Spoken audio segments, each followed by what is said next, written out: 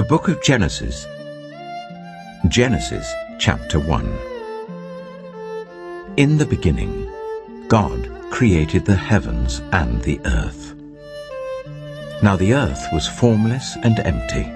Darkness was over the surface of the deep, and the Spirit of God was hovering over the waters. And God said, "Let there be light." And there was light. God saw that the light was good, and he separated the light from the darkness. God called the light day, and the darkness he called night. And there was evening and there was morning, the first day. And God said, "Let there be a vault between the waters to separate water from water." So God made the vault and separated the water under the vault from the water above it, and it was so. God called the vault sky, and there was evening and there was morning, the second day. And God said, "Let the water under the sky be gathered to one place, and let dry ground appear." And it was so. God called the dry ground land, and the gathered waters he called seas. And God saw that it was good. Then God said, "Let the land produce vegetation, seed-bearing plants, and trees on the land that bear fruit with seed in it, according to their various kinds." And it was so. The land produced vegetation, plants bearing seed according to their kinds, and trees bearing fruit with seed in it according to their kinds. And God saw that it was good. And there was evening and there was morning, the third day. And God said, "Let there be lights in the vault of the sky, to separate the day from the night, and let them serve as signs to mark sacred times and days and years. And let them be lights in the vault of the sky to give light on the earth." And it was so. God made two great lights, the greater light to govern the day, and the lesser light to govern the night. He also made the stars. God set them in the vault of the sky to give light on the earth, to govern the day and the night, and to separate light from darkness. And God saw that it was good. And there was evening, and there was morning, the fourth day. And God said, "Let the water teem with living creatures, and let birds fly above the earth, across the vault of the sky." So God created the great creatures of the sea, and every living thing with which the water teems and that moves about in it, according to their kinds, and every winged bird according to its kind. And God saw that it was good. God blessed them and said, "Be fruitful, and increase in number, and fill the water in the seas, and let the birds increase on the earth." And there was evening, and there was morning, the fifth day. And God said, "Let the land produce living creatures according to their kinds, the livestock, the creatures that move along the ground, and the wild animals, each according to its kind." And it was so. God made the wild animals according to their kinds, the livestock according to their kinds, and all the creatures that move along the ground according to their kinds. And God saw that it was good.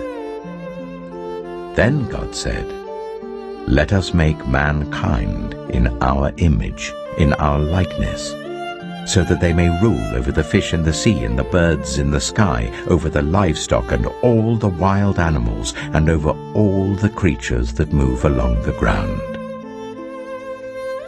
So God created mankind in his own image. In the image of God he created them, male and female he created them. God blessed them and said to them, "Be fruitful, and increase in number. Fill the earth and subdue it. Rule over the fish in the sea and the birds in the sky, and over every living creature that moves on the ground. Then God said, I give you every seed-bearing plant on the face of the whole earth, and every tree that has fruit with seed in it. They will be yours for food, and to all the beasts of the earth, and all the birds in the sky, and all the creatures that move along the ground, everything that has the breath of life in it, I give every green plant for food. And it was so. God saw all that he had made, and it was very good. And there was evening, and there was morning, the sixth day. Genesis chapter 2. Thus the heavens and the earth were completed in all their vast array. By the seventh day, God had finished the work he had been doing. So on the seventh day he rested from all his work. Then God blessed the seventh day and made it holy, because on it he rested from all the work of creating that he had done. This is the account of the heavens and the earth when they were created, when the Lord God made the earth and the heavens. Now no shrub had yet appeared on the earth, and no plant had yet sprung up. For the Lord God had not sent rain on the earth, and there was no one to work the ground. But streams came up from the earth and watered the whole surface of the ground. Then the Lord God formed a man from the dust of the ground, and breathed into his nostrils the breath of life. And the man became a living being. Now the Lord God had planted a garden in the east, in Eden, and there he put the man he had formed. The Lord God made all kinds of trees grow out of the ground, trees that were pleasing to the eye and good for food. In the middle of the garden were the tree of life and the tree of the knowledge of good and evil. A river watering the garden flowed from Eden. From there it was separated into 4 headwaters. The name of the first is the Pishon. It winds through the entire land of Havilah, where there is gold. The gold of that land is good. Aromatic resin and onyx are also there. The name of the second river is the Gihon. It winds through the entire land of Cush. The name of the third river is the Tigris. It runs along the east side of Ashur, and the fourth river is the Euphrates. The Lord God took the man and put him in the Garden of Eden to work it and take care of it. And the Lord God commanded the man, You are free to eat from any tree in the garden, but you must not eat from the tree of the knowledge of good and evil, for when you eat from it, you will certainly die. The Lord God said, It is not good for the man to be alone. I will make a helper suitable for him. Now the Lord God had formed out of the ground all the wild animals and all the birds in the sky. He brought them to the man to see what he would name them, and whatever the man called each living creature, that was its name. So the man gave names to all the livestock, the birds in the sky, and all the wild animals. But for Adam no suitable helper was found. So the Lord God caused the man to fall into a deep sleep. And while he was sleeping, he took one of the man's ribs and then closed up the place with flesh. Then the Lord God made a woman from the rib he had taken out of the man, and he brought her to the man. The man said, This is now bone of my bones and flesh of my flesh. She shall be called woman, for she was taken out of man. That is why a man leaves his father and mother and is united to his wife, and they become one flesh. Adam and his wife were both naked, and they felt no shame. Genesis chapter 3. Now the snake was more crafty than any of the wild animals the Lord God had made. He said to the woman, Did God really say, You must not eat from any tree in the garden?" The woman said to the snake, "We may eat fruit from the trees in the garden, but God did say, 'You must not eat fruit from the tree that is in the middle of the garden, and you must not touch it, or you will die.'" "You will not certainly die," the snake said to the woman. "For God knows that when you eat from it, your eyes will be opened, and you will be like God, knowing good and evil." When the woman saw that the fruit of the tree was good for food and pleasing to the eye, and also desirable for gaining wisdom, she took some and ate it. She also gave some to her husband who was with her, and he ate it. Then the eyes of both of them were opened, and they realized they were naked. So they sewed fig leaves together and made coverings for themselves. Then the man and his wife heard the sound of the Lord God as he was walking in the garden in the cool of the day. And they hid from the Lord God among the trees of the garden. But the Lord God called to the man, "Where are you?" He answered, "I heard you in the garden, and I was afraid because I was naked, so I hid." And he said, "Who told you that you were naked? Have you eaten from the tree that I commanded you not to eat from?" The man said, "The woman you put here with me, she gave me some fruit from the tree, and I ate it." Then the Lord God said to the woman, "What is this you have done?" The woman said, "The snake deceived me, and I ate." So the Lord God said to the snake, "Because you have done this, cursed are you above all livestock and all wild animals.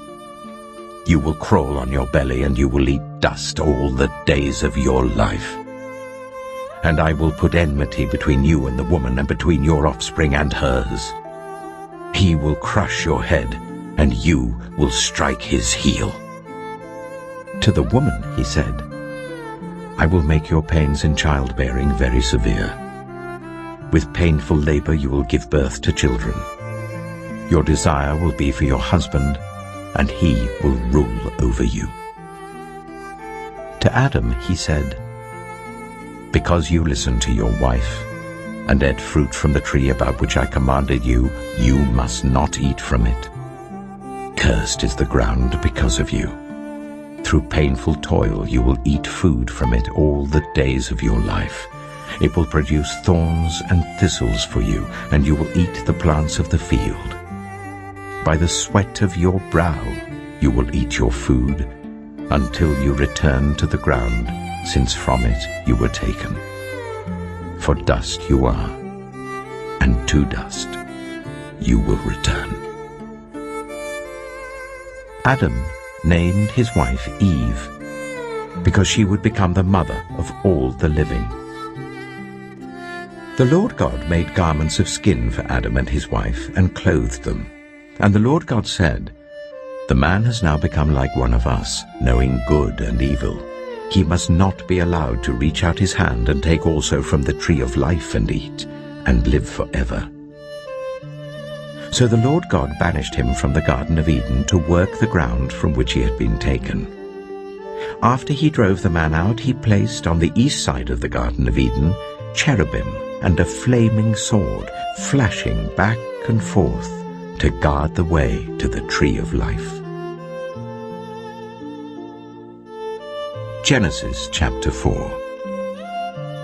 Adam made love to his wife Eve, and she became pregnant and gave birth to Cain. She said, "With the help of the Lord I have brought forth a man." Later she gave birth to his brother Abel. Now Abel kept flocks, and Cain worked the soil. In the course of time, Cain brought some of the fruits of the soil as an offering to the Lord. But Abel also brought an offering, fat portions from some of the firstborn of his flock. The Lord looked with favor on Abel and his offering, but on Cain and his offering he did not look with favor. So Cain was very angry, and his face was downcast. Then the Lord said to Cain, "Why are you angry? Why is your face downcast? If you do what is right, Will you not be accepted? But if you do not do what is right, sin is crouching at your door. It desires to have you, but you must rule over it. Now Cain said to his brother Abel, "Let's go out to the field." While they were in the field, Cain attacked his brother Abel and killed him. Then the Lord said to Cain, "Where is your brother Abel?" "I don't know," he replied. "Am I my brother's keeper?" The Lord said, "What have you done? Listen, your brother's blood cries out to me from the ground. Now you are under a curse and driven from the ground, which opened its mouth to receive your brother's blood from your hand. When you work the ground, it will no longer yield its crops for you. You will be a restless wanderer on the earth." Cain said to the Lord, "My punishment is more than I can bear. Today you are driving me from the land, and I will be hidden from your presence. I will be a restless wanderer on the earth, and whoever finds me will kill me." But the Lord said to him, "Not so. Anyone who kills Cain will suffer vengeance 7 times over." Then the Lord put a mark on Cain, so that no one who found him would kill him. So Cain went out from the Lord's presence and lived in the land of Nod, east of Eden. Cain made love to his wife, and she became pregnant and gave birth to Enoch. Cain was then building a city, and he named it after his son Enoch. To Enoch was born Irad, and Irad was the father of Mehujael, and Mehujael was the father of Methusael, and Methusael was the father of Lamech. Lamech married 2 women, one named Ada and the other Zillah. Ada gave birth to Jabal. He was the father of those who live in tents and raise livestock. His brother's name was Jubal. He was the father of all who play stringed instruments and pipes. Zillah also had a son, Tubal-Cain, who forged all kinds of tools out of bronze and iron. Tubal-Cain's sister was Naamah. Lamech said to his wives, "Ada and Zillah, listen to me. Wives of Lamech, hear my words. I have killed a man for wounding me, a young man for injuring me. If Cain is avenged 7 times, then Lamech 77 times." Adam made love to his wife again, and she gave birth to a son and named him Seth, saying, "God has granted me another child in place of Abel, since Cain killed him." Seth also had a son, and he named him Enosh. At that time, people began to call on the name of the Lord. Genesis chapter 5. This is the written account of Adam's family line. When God created mankind, he made them in the likeness of God. He created them male and female and blessed them, and he named them mankind when they were created. When Adam had lived 130 years, he had a son in his own likeness, in his own image, and he named him Seth. After Seth was born, Adam lived 800 years and had other sons and daughters. Altogether, Adam lived a total of 930 years, and then he died. When Seth had lived 105 years, he became the father of Enosh. After he became the father of Enosh, Seth lived 807 years and had other sons and daughters. Altogether, Seth lived a total of 912 years, and then he died. When Enosh had lived 90 years, he became the father of Canaan. After he became the father of Canaan, Enosh lived 815 years and had other sons and daughters. Altogether, Enosh lived a total of 905 years, and then he died. When Canaan had lived 70 years, he became the father of Mahalalel. After he became the father of Mahalalel, Canaan lived 840 years and had other sons and daughters. Altogether, Canaan lived a total of 910 years, and then he died. When Mahalalel had lived 65 years, he became the father of Jared. After he became the father of Jared, Mahalalel lived 830 years and had other sons and daughters. Altogether, Mahalalel lived a total of 895 years, and then he died. When Jared had lived 162 years, he became the father of Enoch. After he became the father of Enoch, Jared lived 800 years and had other sons and daughters. Altogether, Jared lived a total of 962 years, and then he died. When Enoch had lived 65 years, he became the father of Methuselah. After he became the father of Methuselah, Enoch walked faithfully with God 300 years and had other sons and daughters. Altogether, Enoch lived a total of 365 years. Enoch walked faithfully with God. Then he was no more, because God took him away. When Methuselah had lived 187 years, he became the father of Lamech. After he became the father of Lamech, Methuselah lived 782 years and had other sons and daughters. Altogether, Methuselah lived a total of 969 years, and then he died. When Lamech had lived 182 years, he had a son. He named him Noah, and said, "He will comfort us in the labor and painful toil of our hands, caused by the ground the Lord has cursed." After Noah was born, Lamech lived 595 years and had other sons and daughters. Altogether, Lamech lived a total of 777 years, and then he died. After Noah was 500 years old, he became the father of Shem, Ham, and Japheth. Genesis chapter 6. When human beings began to increase in number on the earth, and daughters were born to them, the sons of God saw that the daughters of humans were beautiful, and they married any of them they chose. Then the Lord said, "My spirit will not contend with humans forever, for they are mortal. Their days will be 120 years. The Nephilim were on the earth in those days, and also afterward, when the sons of God went to the daughters of humans and had children by them. They were the heroes of old, men of renown. The Lord saw how great the wickedness of the human race had become on the earth, and that every inclination of the thoughts of the human heart was only evil all the time. The Lord regretted that he had made human beings on the earth, and his heart was deeply troubled.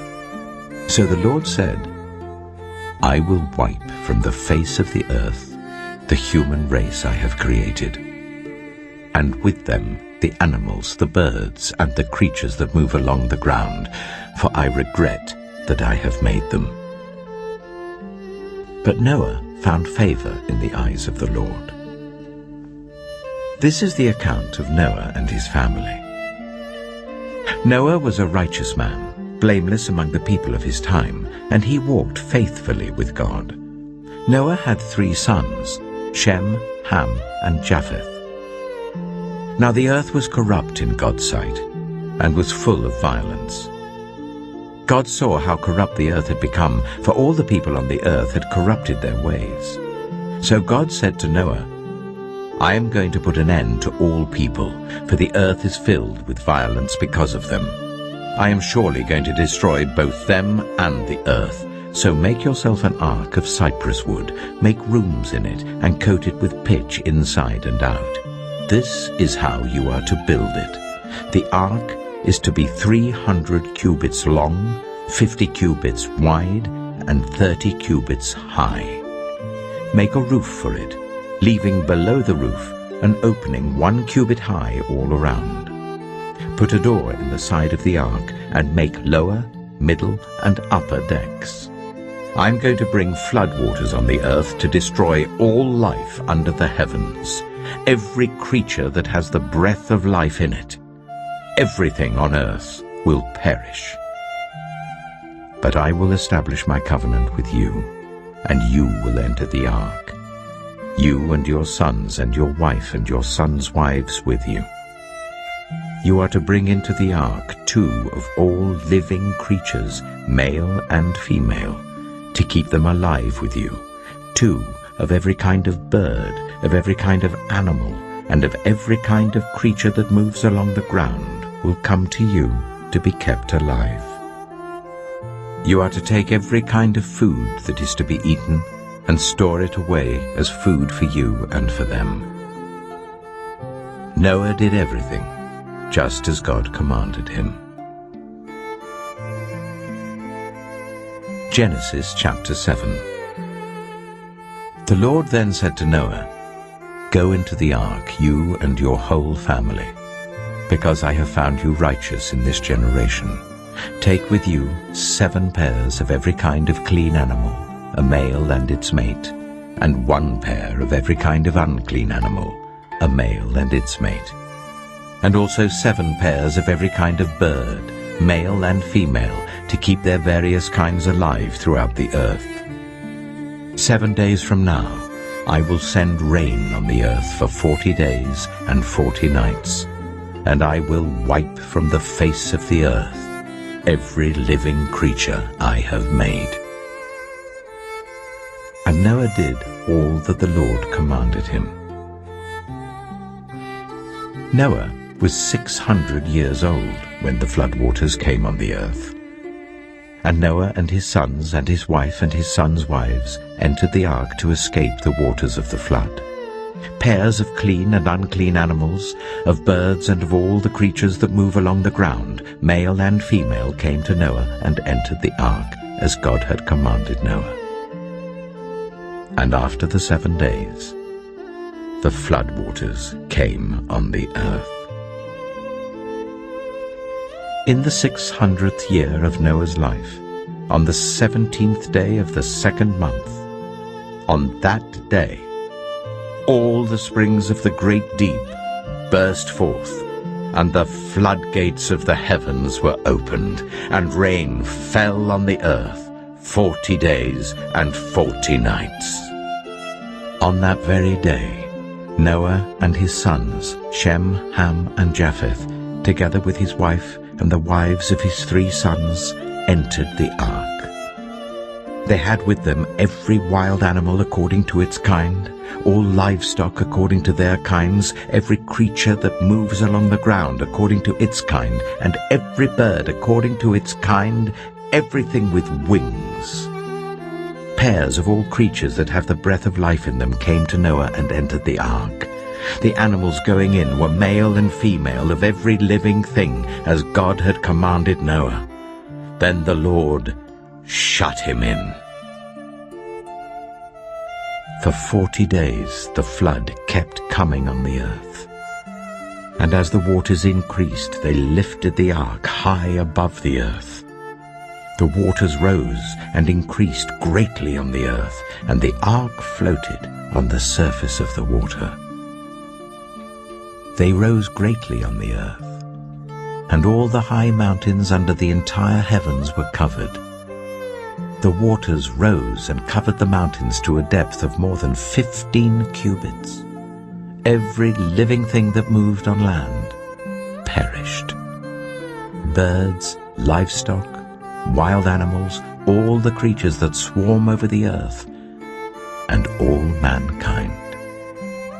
Everything on dry land that had the breath of life in its nostrils died. Every living thing on the face of the earth was wiped out.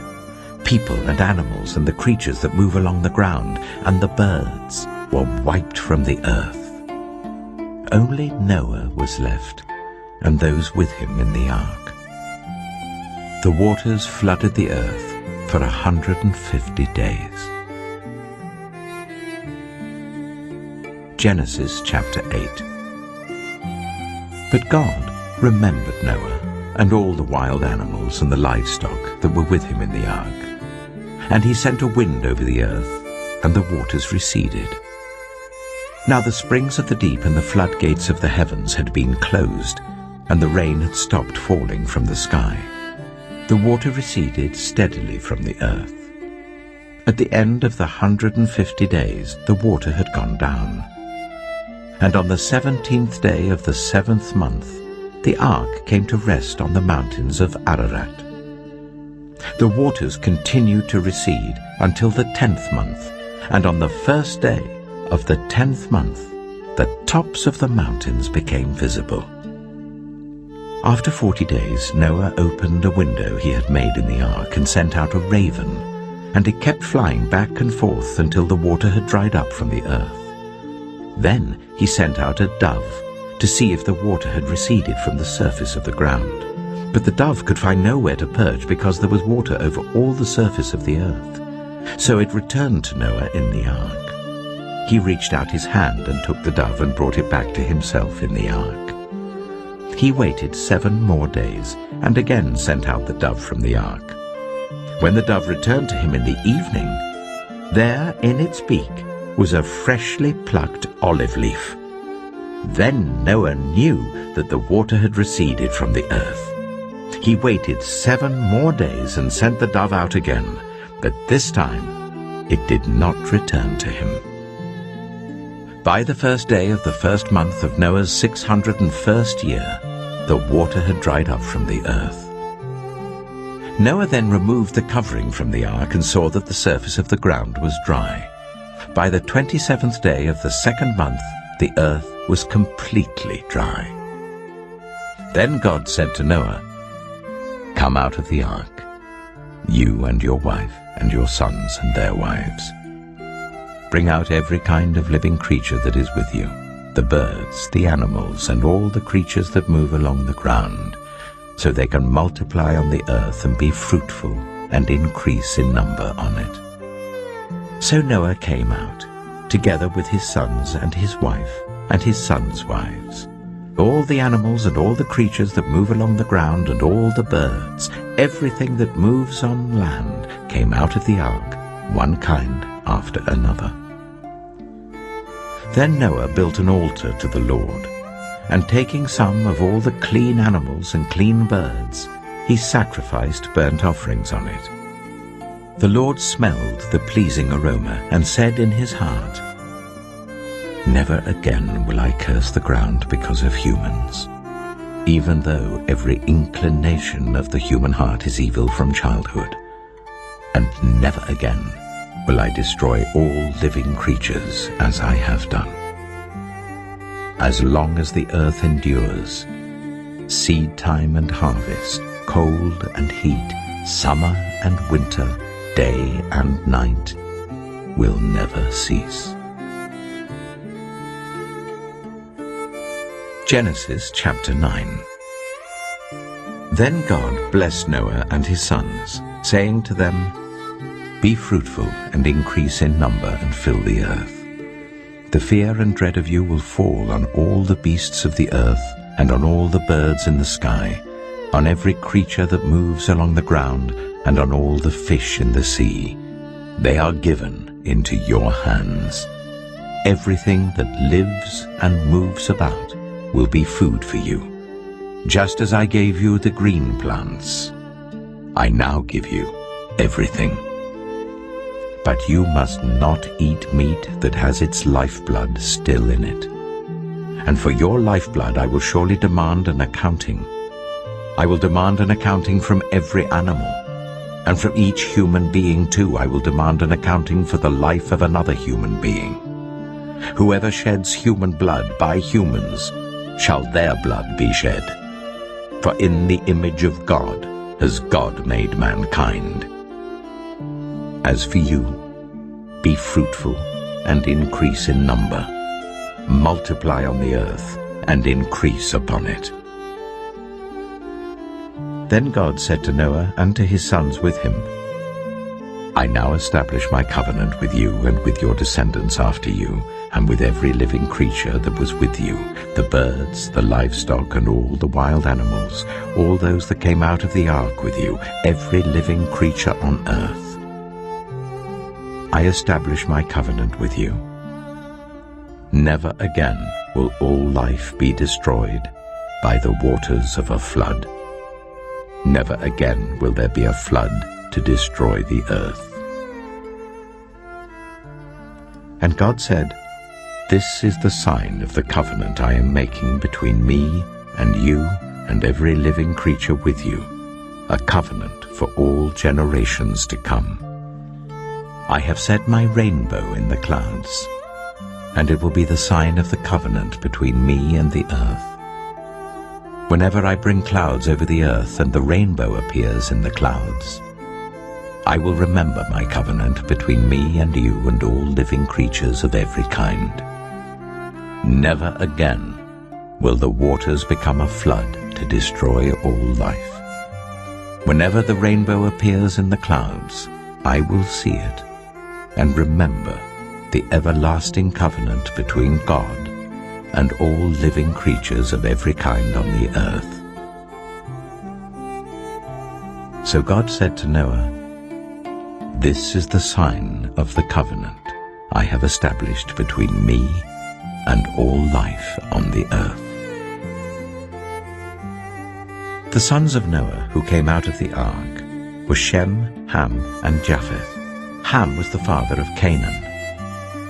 These were the 3 sons of Noah, and from them came the people who were scattered over the whole earth. Noah, a man of the soil, proceeded to plant a vineyard. When he drank some of its wine, he became drunk and lay uncovered in his tent. Ham, the father of Canaan, saw his father naked and told his 2 brothers outside. But Shem and Japheth took a garment and laid it across their shoulders. Then they walked in backward and covered their father's naked body. Their faces were turned the other way, so that they would not see their father naked. When Noah awoke from his wine and found out what his youngest son had done to him, he said, "Cursed be Canaan. The lowest of slaves will he be to his brothers." He also said, "Praise be to the Lord, the God of Shem. May Canaan be the slave of Shem. May God extend Japheth's territory. May Japheth live in the tents of Shem, and may Canaan be the slave of Japheth." After the flood, Noah lived 350 years. Noah lived a total of 950 years, and then he died. Genesis chapter 10. This is the account of Shem, Ham, and Japheth, Noah's sons, who themselves had sons after the flood. The sons of Japheth: Gomer, Magog, Madai, Javan, Tubal, Meshach, and Tiras. The sons of Gomer: Ashkenaz, Riphath, and Togarmah. The sons of Javan: Elisha, Tarshish, the Kittites, and the Rodanites. From these the maritime peoples spread out into their territories by their clans within their nations, each with its own language. The sons of Ham: Cush, Egypt, Put, and Canaan. The sons of Cush: Seba, Havilah, Sabta, Reamah, and Sabtika. The sons of Reamah: Sheba and Dedan. Cush was the father of Nimrod, who became a mighty warrior on the earth. He was a mighty hunter before the Lord. That is why it is said, like Nimrod, a mighty hunter before the Lord. The first centers of his kingdom were Babylon, Uruk, Akkad, and Calno in Shinar. From that land he went to Assyria, where he built Nineveh, Rehoboth, Calah, and Resen, which is between Nineveh and Calah, which is the great city. Egypt was the father of the Ludites, Anamites, Lehabites, Naphtuhites, Pathrusites, Casluhites, from whom the Philistines came, and Caphtorites. Canaan was the father of Sidon his firstborn, and of the Hittites, Jebusites, Amorites, Girgashites, Hivites, Archites, Sinites, Arvadites, Zemarites, and Hamathites. Later the Canaanites' clans scattered, and the borders of Canaan reached from Sidon towards Gerar as far as Gaza, and then toward Sodom, Gomorrah, Admah, and Zeboim as far as Lasha. These are the sons of Ham by their clans and languages, in their territories and nations. Sons were also born to Shem, whose older brother was Japheth. Shem was the ancestor of all the sons of Eber. The sons of Shem: Elam, Ashur, Arphaxad, Lud, and Aram. The sons of Aram: Az, Hul, Gether, and Meshech. Arphaxad was the father of Shelah, and Shelah the father of Eber. 2 sons were born to Eber. One was named Peleg, because in his time the earth was divided. His brother was named Joktan. Joktan was the father of Almodad, Sheleph, Hazamepheth, Jirah, Hadoram, Uzal, Dilah, Obal, Abimael, Sheba, Ophir, Havilah, and Jobab. All these were sons of Joktan. The region where they lived stretched from Mesha towards Sephar in the eastern hill country. These are the sons of Shem by their clans and languages, in their territories and nations. These are the clans of Noah's sons, according to their lines of descent within their nations. From these, the nations spread out over the earth after the flood. Genesis chapter 11. Now the whole world had one language and a common speech. As people moved eastward, they found a plain in Shinar and settled there. They said to each other, "Come, let's make bricks and bake them thoroughly." They used brick instead of stone and bitumen for mortar. Then they said, "Come, let us build ourselves a city with a tower that reaches to the heavens, so that we may make a name for ourselves. Otherwise we will be scattered over the face of the whole earth." But the Lord came down to see the city and the tower the people were building. The Lord said, "If as one people speaking the same language they have begun to do this, then nothing they plan to do will be impossible for them. Come, let us go down and confuse their language, so they will not understand each other." So the Lord scattered them from there over all the earth, and they stopped building the city. That is why it was called Babel, because there the Lord confused the language of the whole world. From there the Lord scattered them over the face of the whole earth. This is the account of Shem's family line. 2 years after the flood, when Shem was 100 years old, he became the father of Arphaxad. And after he became the father of Arphaxad, Shem lived 500 years and had other sons and daughters. When Arphaxad had lived 35 years, he became the father of Shelah. And after he became the father of Shelah, Arphaxad lived 403 years and had other sons and daughters. When Shelah had lived 30 years, he became the father of Eber. And after he became the father of Eber, Shelah lived 403 years and had other sons and daughters. When Eber had lived 34 years, he became the father of Peleg. And after he became the father of Peleg, Eber lived 430 years and had other sons and daughters. When Peleg had lived 30 years, he became the father of Reu. And after he became the father of Reu, Peleg lived 209 years and had other sons and daughters. When Reu had lived 32 years, he became the father of Serug. And after he became the father of Serug, Reu lived 207 years and had other sons and daughters.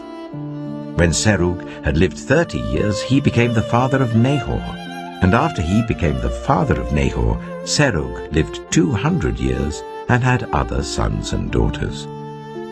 When Nahor had lived 29 years, he became the father of Terah. And after he became the father of Terah, Nahor lived 119 years and had other sons and daughters. After Terah had lived 70 years, he became the father of Abram, Nahor, and Haran. This is the account of Terah's family line. Terah became the father of Abram, Nahor, and Haran. And Haran became the father of Lot. While his father Terah was still alive, Haran died in Ur of the Chaldeans in the land of his birth. Abram and Nahor both married. The name of Abram's wife was Sarai, and the name of Nahor's wife was Milcah. She was the daughter of Haran, the father of both Milcah and Iscah. Now Sarai was childless because she was not able to conceive. Terah took his son Abram, his grandson Lot, son of Haran, and his daughter-in-law Sarai, the wife of his son Abram, and together they set out from Ur of the Chaldeans to go to Canaan. But when they came to Haran, they settled there. Terah lived 205 years, and he died in Haran. Genesis chapter 12. The Lord had said to Abram, "Go from your country, your people and your father's household to the land I will show you. I will make you into a great nation, and I will bless you. I will make your name great, and you will be a blessing. I will bless those who bless you, and whoever curses you I will curse, and all peoples on earth will be blessed through you."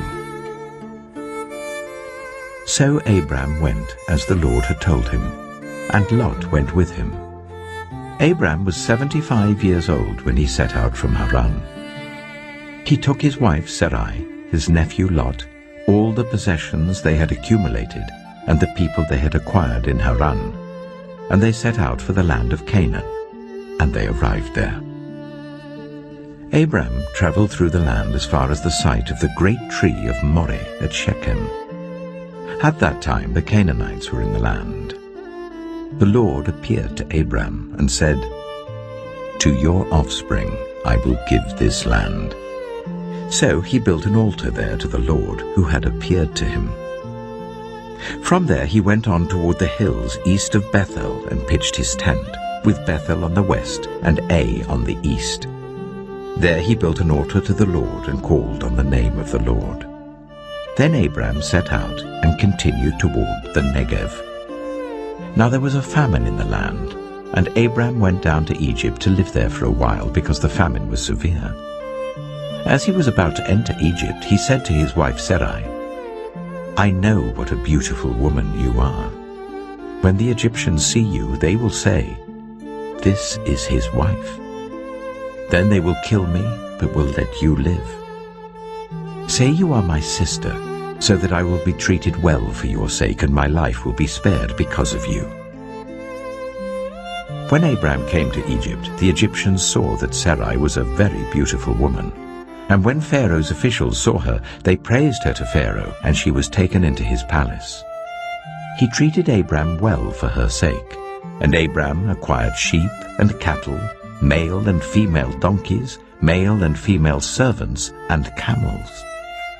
But the Lord inflicted serious diseases on Pharaoh and his household because of Abram's wife Sarai. So Pharaoh summoned Abram. "What have you done to me?" he said. "Why didn't you tell me she was your wife? Why did you say, 'She is my sister,' so that I took her to be my wife? Now then, here is your wife. Take her and go." Then Pharaoh gave orders about Abram to his men, and they sent him on his way with his wife and everything he had.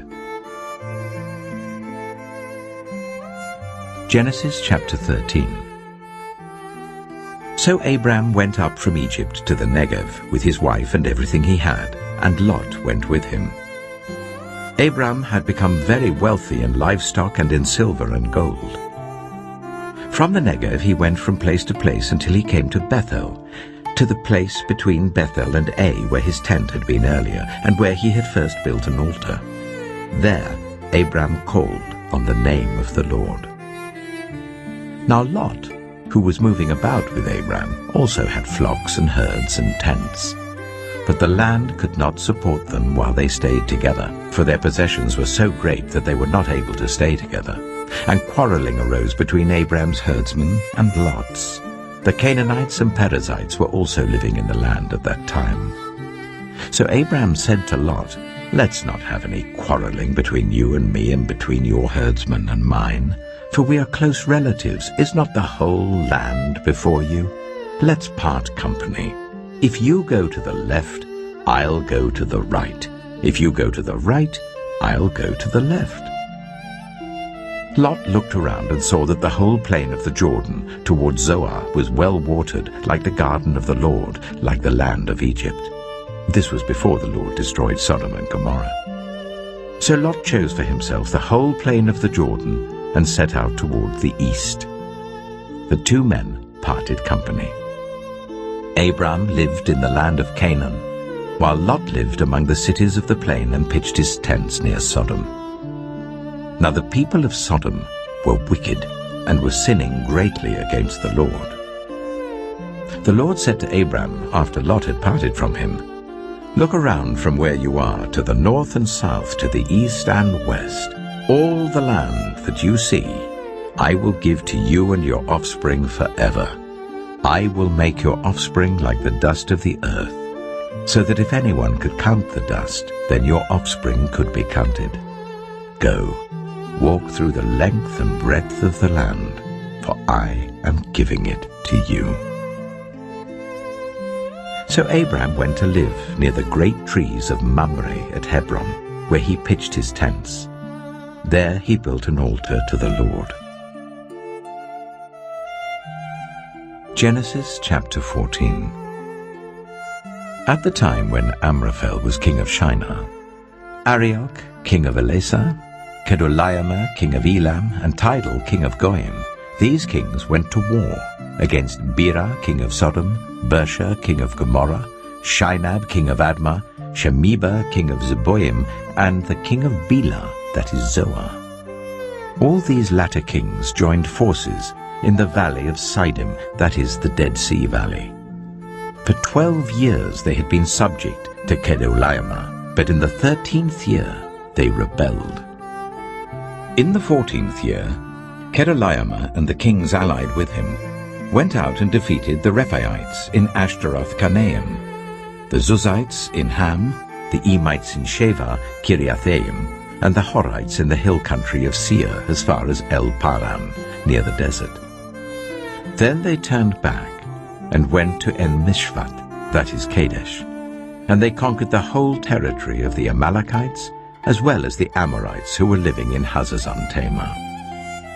Then the king of Sodom, the king of Gomorrah, the king of Admah, the king of Zeboim, and the king of Bela, that is Zoar, marched out and drew up their battle lines in the valley of Siddim against Kedorlaomer, king of Elam, Tidal, king of Goim, Amraphel, king of Shinar, and Arioch, king of Elasah, 4 kings against 5.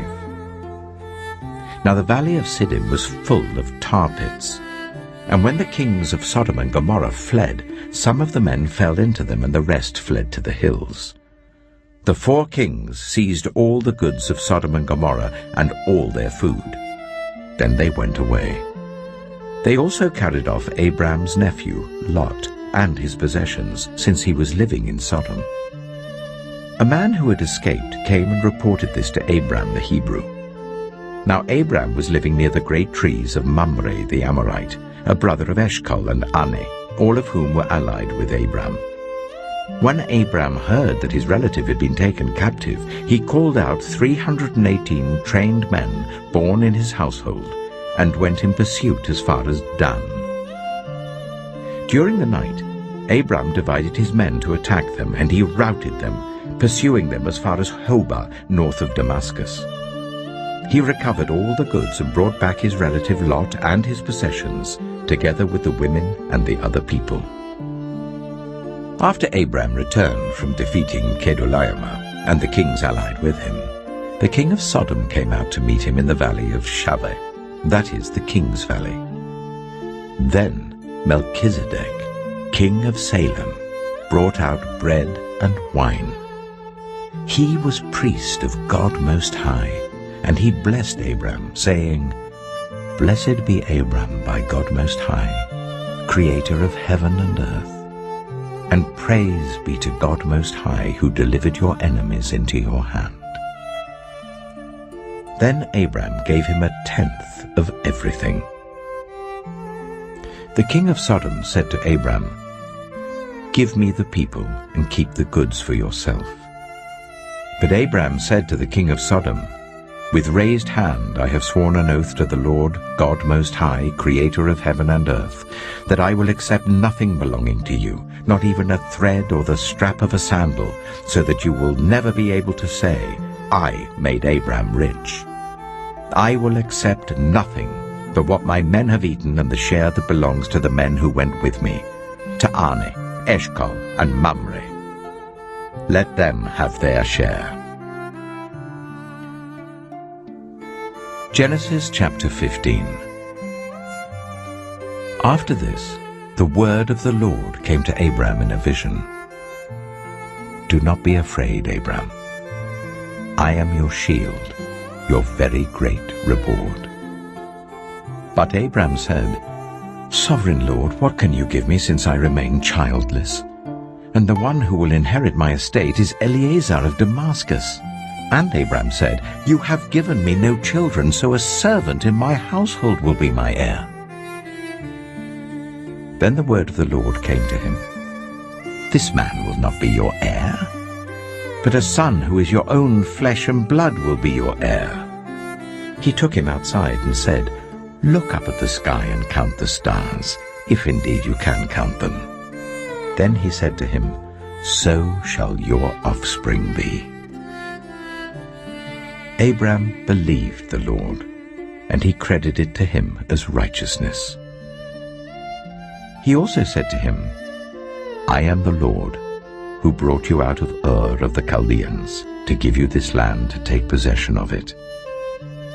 But Abram said, "Sovereign Lord, how can I know that I will gain possession of it?" So the Lord said to him, "Bring me a heifer, a goat, and a ram, each 3 years old, along with a dove and a young pigeon." Abram brought all these to him, cut them in two, and arranged the halves opposite each other. The birds, however, he did not cut in half. Then birds of prey came down on the carcasses, but Adam drove them away. As the sun was setting, Abram fell into a deep sleep, and a thick and dreadful darkness came over him. Then the Lord said to him, "Know for certain that for 400 years your descendants will be strangers in a country not their own, and that they will be enslaved and ill-treated there. But I will punish the nation they serve as slaves, and afterward they will come out with great possessions. You, however, will go to your ancestors in peace and be buried at a good old age. In the 4th generation, your descendants will come back here, for the sin of the Amorites has not yet reached its full measure." When the sun had set and darkness had fallen, a smoking brazier with a blazing torch appeared and passed between the pieces. On that day the Lord made a covenant with Abram and said, "To your descendants I give this land, from the Wadi of Egypt to the great river, the Euphrates, the land of the Kenites, Kenizzites, Kadmonites, Hittites, Perizzites, Rephaites, Amorites, Canaanites, Girgashites, and Jebusites." Genesis chapter 16. Now Sarai, Abram's wife, had borne him no children, but she had an Egyptian slave named Hagar. So she said to Abram, "The Lord has kept me from having children. Go, sleep with my slave. Perhaps I can build a family through her." Abram agreed to what Sarai said. So after Abraham had been living in Canaan 10 years, Sarai, his wife, took her Egyptian slave Hagar and gave her to her husband to be his wife. He slept with Hagar, and she conceived. When she knew she was pregnant, she began to despise her mistress. Then Sarai said to Abram, "You are responsible for the wrong I'm suffering. I put my slave in your arms, and now that she knows she is pregnant, she despises me. May the Lord judge between you and me." "Your slave is in your hands," Abram said. "Do with her whatever you think best." Then Sarai ill-treated Hagar, so she fled from her. The angel of the Lord found Hagar near a spring in the desert. It was the spring that is beside the road to Shur. And he said, "Hagar, slave of Sarai, where have you come from and where are you going?" "I'm running away from my mistress Sarai," she answered. Then the angel of the Lord told her, "Go back to your mistress and submit to her." The angel added, "I will increase your descendants so much that they will be too numerous to count." The angel of the Lord also said to her, "You are now pregnant and you will give birth to a son. You shall name him Ishmael, for the Lord has heard of your misery. He will be a wild donkey of a man. His hand will be against everyone and everyone's hand against him, and he will live in hostility towards all his brothers." She gave this name to the Lord who spoke to her, "You are the God who sees me." For she said, "I have now seen the one who sees me." That is why the well was called Beer Lahai-Roi. It is still there between Kadesh and Bered. So Hagar bore Abram a son, and Abram gave the name Ishmael to the son she had born. Abram was 86 years old when Hagar bore him Ishmael. Genesis chapter 17. When Abram was 99 years old, the Lord appeared to him and said, "I am God Almighty. Walk before me faithfully and be blameless. Then I will make my covenant between me and you, and will greatly increase your numbers." Abram fell face down, and God said to him, "As for me, this is my covenant with you. You will be the father of many nations. No longer will you be called Abram. Your name will be Abraham. For I have made you a father of many nations. I will make you very fruitful. I will make nations of you, and kings will come from you.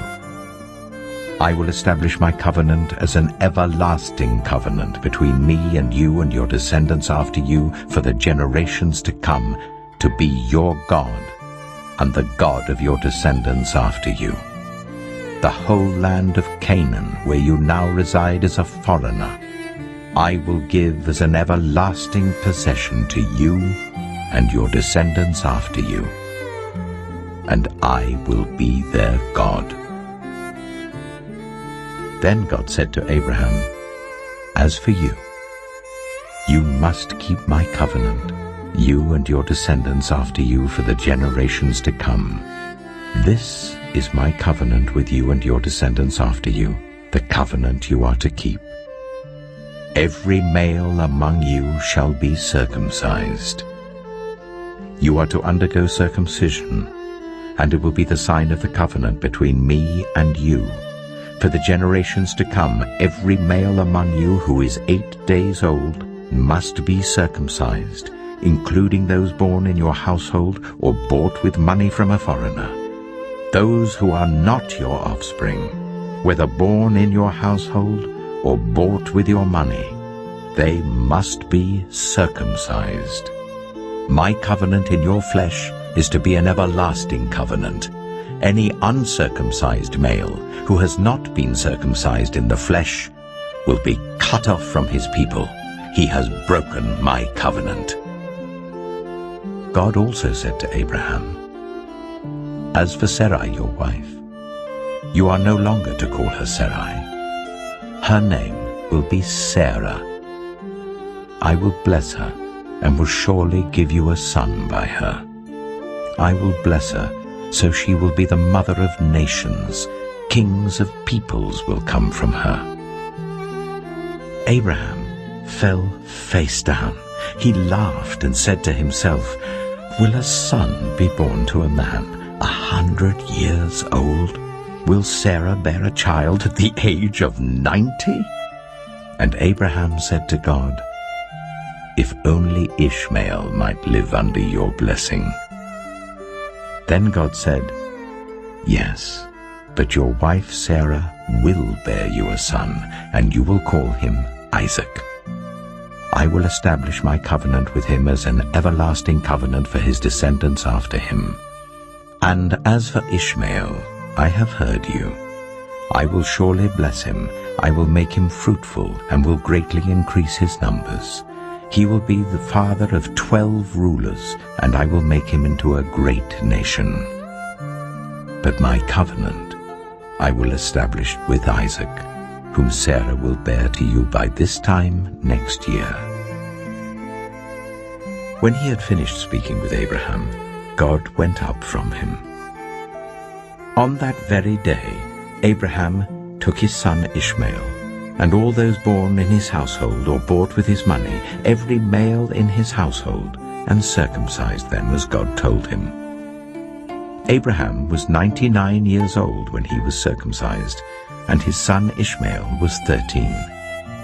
Abraham and his son Ishmael were both circumcised on that very day.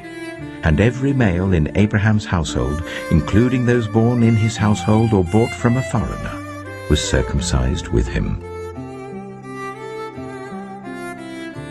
Genesis chapter 18. The Lord appeared to Abraham near the great trees of Mamre, while he was sitting at the entrance to his tent in the heat of the day. Abraham looked up and saw 3 men standing nearby. When he saw them, he hurried from the entrance of his tent to meet them and bowed low to the ground. He said, If I have found favor in your eyes, my Lord, do not pass your servant by. Let a little water be brought, and then you may all wash your feet and rest under this tree. Let me get you something to eat, so you can be refreshed and then go on your way, now that you have come to your servant. Very well, they answered. Do as you say. So Abraham hurried into the tent to Sarah. Quick, he said, get 3 seahs of the finest flour and knead it and bake some bread. Then he ran to the herd and selected a choice tender calf and gave it to a servant who hurried to prepare it. He then brought some curds and milk and the calf that had been prepared and set these before them. While they ate, he stood near them under a tree. Where is your wife Sarah?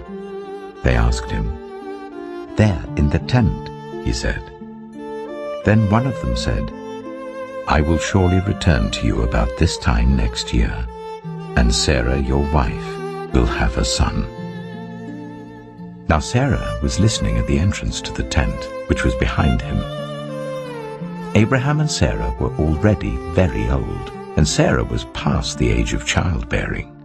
So Sarah laughed to herself as she thought, After I'm worn out and my Lord is old, will I now have this pleasure? Then the Lord said to Abraham, Why did Sarah laugh and say, Will I really have a child now that I am old? Is anything too hard for the Lord? I will return to you at the appointed time next year, and Sarah will have a son. Sarah was afraid, so she lied and said, I did not laugh. But he said, Yes, you did laugh. When the men got up to leave, they looked down towards Sodom, and Abraham walked along with them to see them on their way. Then the Lord said, Shall I hide from Abraham what I am about to do?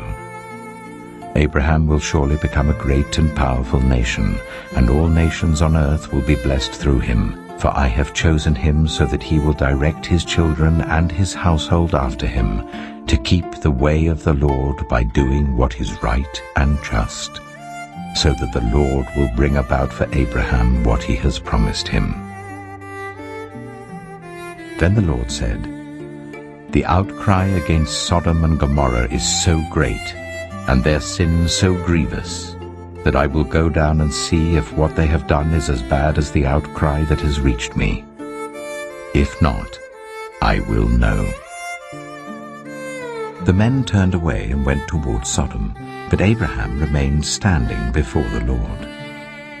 Then Abraham approached him and said, "Will you sweep away the righteous with the wicked? What if there are 50 righteous people in the city? Will you really sweep it away and not spare the place for the sake of the 50 righteous people in it? Far be it from you to do such a thing, to kill the righteous with the wicked, treating the righteous and the wicked alike? Far be it from you. Will not the judge of all the earth do right?" The Lord said, "If I find 50 righteous people in the city of Sodom, I will spare the whole place for their sake." Then Abraham spoke up again, "Now that I have been so bold as to speak to the Lord, though I am nothing but dust and ashes, what if the number of the righteous is 5 less than 50? Will you destroy the whole city for lack of 5 people?" "If I find 45 there," he said, "I will not destroy it." Once again he spoke to him, "What if only 40 are found there?" He said, "For the sake of 40, I will not do it." Then he said, "May the Lord not be angry, but let me speak. What if only 30 can be found there?" He answered, "I will not do it if I find 30 there." Abraham said, "Oh, now that I have been so bold as to speak to the Lord, what if only 20 can be found there?" He said, "For the sake of 20, I will not destroy it." Then he said, "May the Lord not be angry, but let me speak just once more. What if only 10 can be found there?" He answered, "For the sake of 10, I will not destroy it." When the Lord had finished speaking with Abraham, he left, and Abraham returned home. Genesis chapter 19. The 2 angels arrived at Sodom in the evening, and Lot was sitting in the gateway of the city. When he saw them, he got up to meet them and bowed down with his face to the ground. "My lords," he said, "please turn aside to your servant's house. You can wash your feet and spend the night and then go on your way early in the morning." "No," they answered, "we will spend the night in the square." But he insisted so strongly that they did go with him and entered his house. He prepared a meal for them, baking bread without yeast, and they ate. Before they had gone to bed, all the men from every part of the city of Sodom, both young and old, surrounded the house. They called to Lot, "Where are the men who came to you tonight? Bring them out to us, so that we can have sex with them." Lot went outside to meet them and shut the door behind him and said, "No, my friends, don't do this wicked thing. Look, I have 2 daughters who have never slept with a man. Let me bring them out to you, and you can do what you like with them, but don't do anything to these men, for they have come under the protection of my roof." "Get out of our way," they replied. "This fellow came here as a foreigner, and now he wants to play the judge. We'll treat you worse than them." They kept bringing pressure on Lot and moved forward to break down the door. But the men inside reached out and pulled Lot back into the house and shut the door. Then they struck the men who were at the door of the house, young and old, with blindness, so that they could not find the door.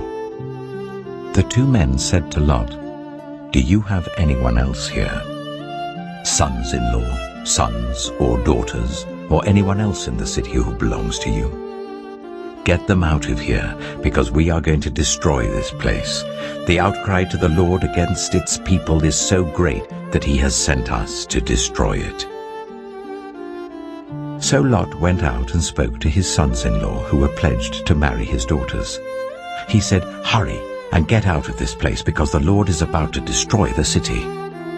But his sons-in-law thought he was joking. With the coming of dawn, the angels urged Lot, saying, "Hurry! Take your wife and your 2 daughters who are here, or you will be swept away when the city is punished." When he hesitated, the men grasped his hand and the hands of his wife and of his 2 daughters and led them safely out of the city, for the Lord was merciful to them.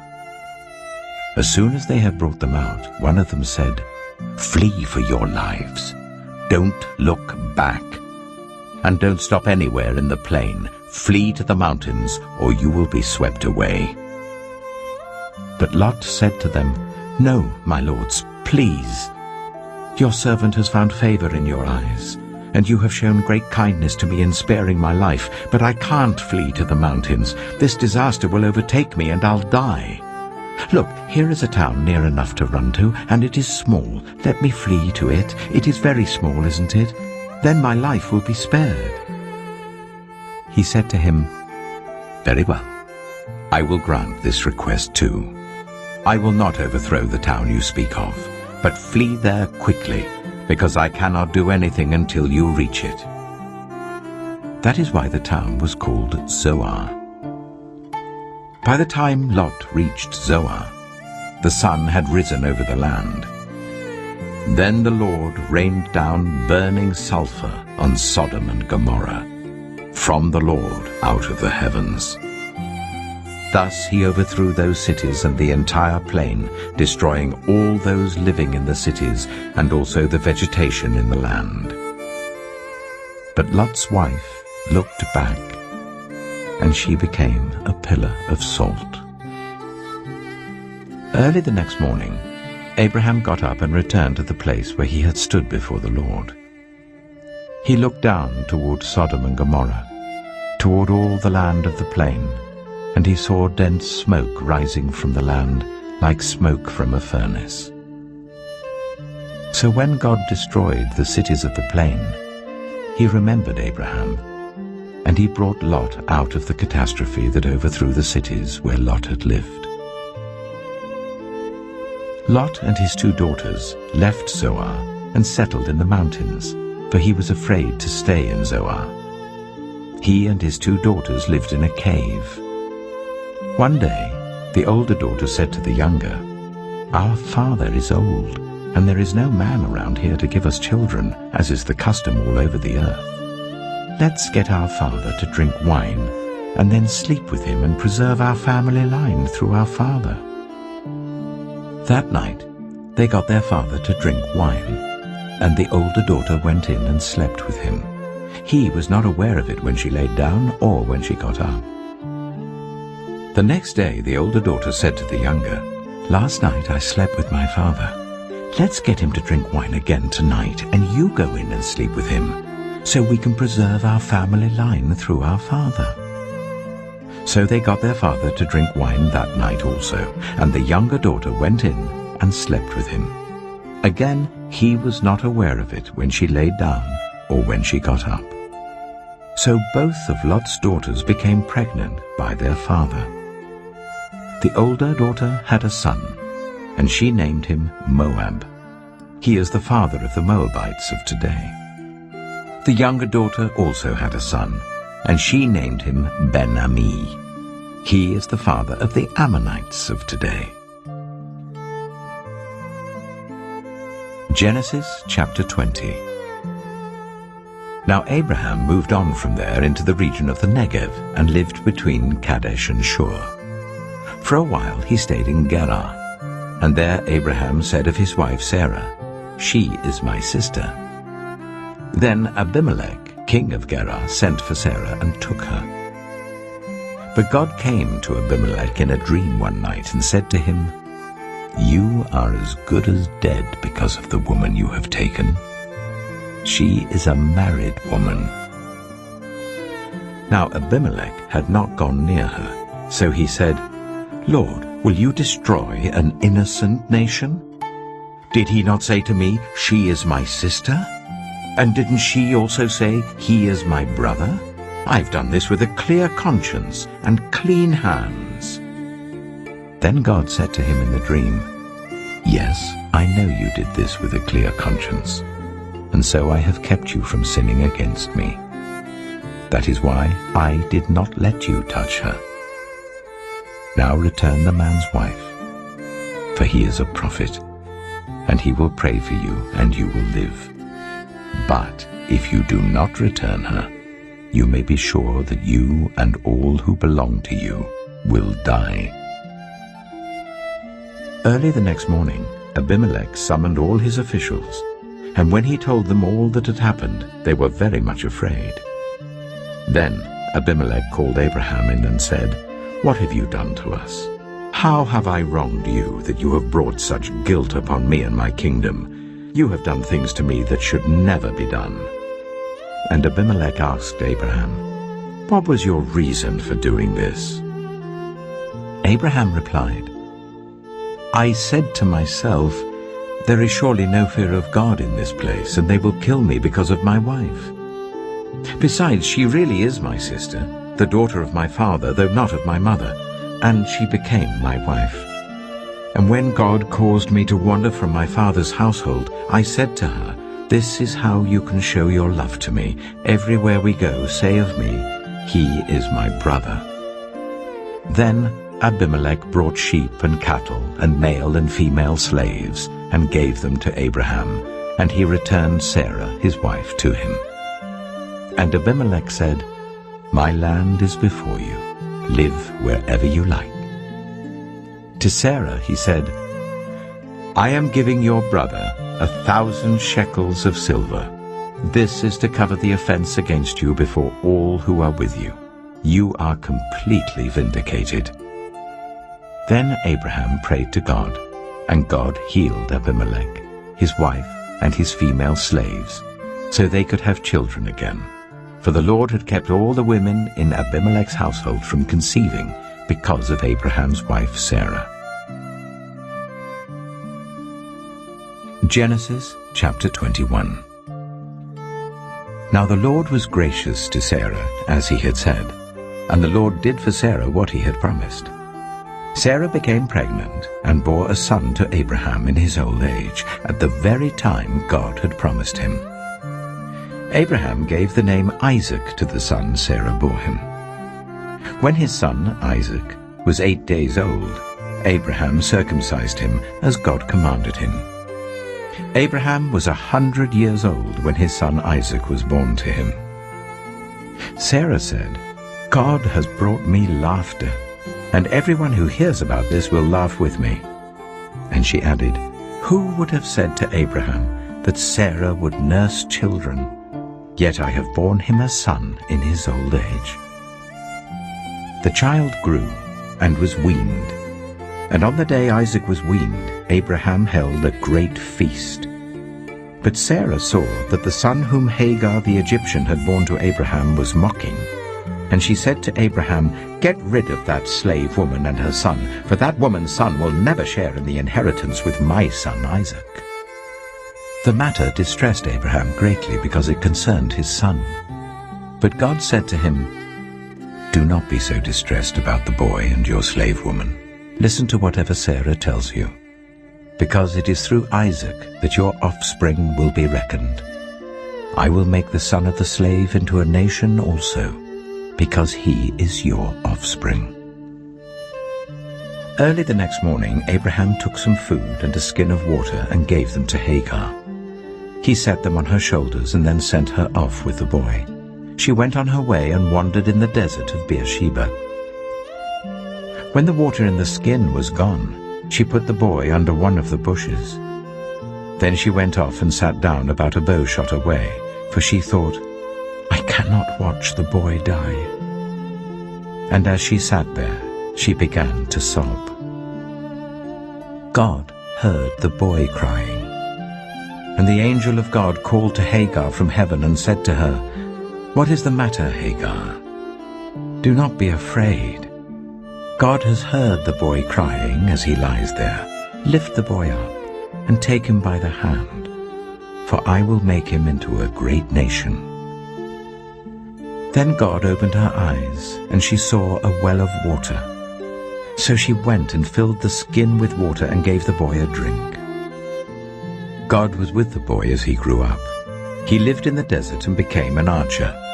While he was living in the desert of Paddan, his mother got a wife for him from Egypt. At that time, Abimelek and Phicol, the commander of his forces, said to Abraham, "God is with you in everything you do.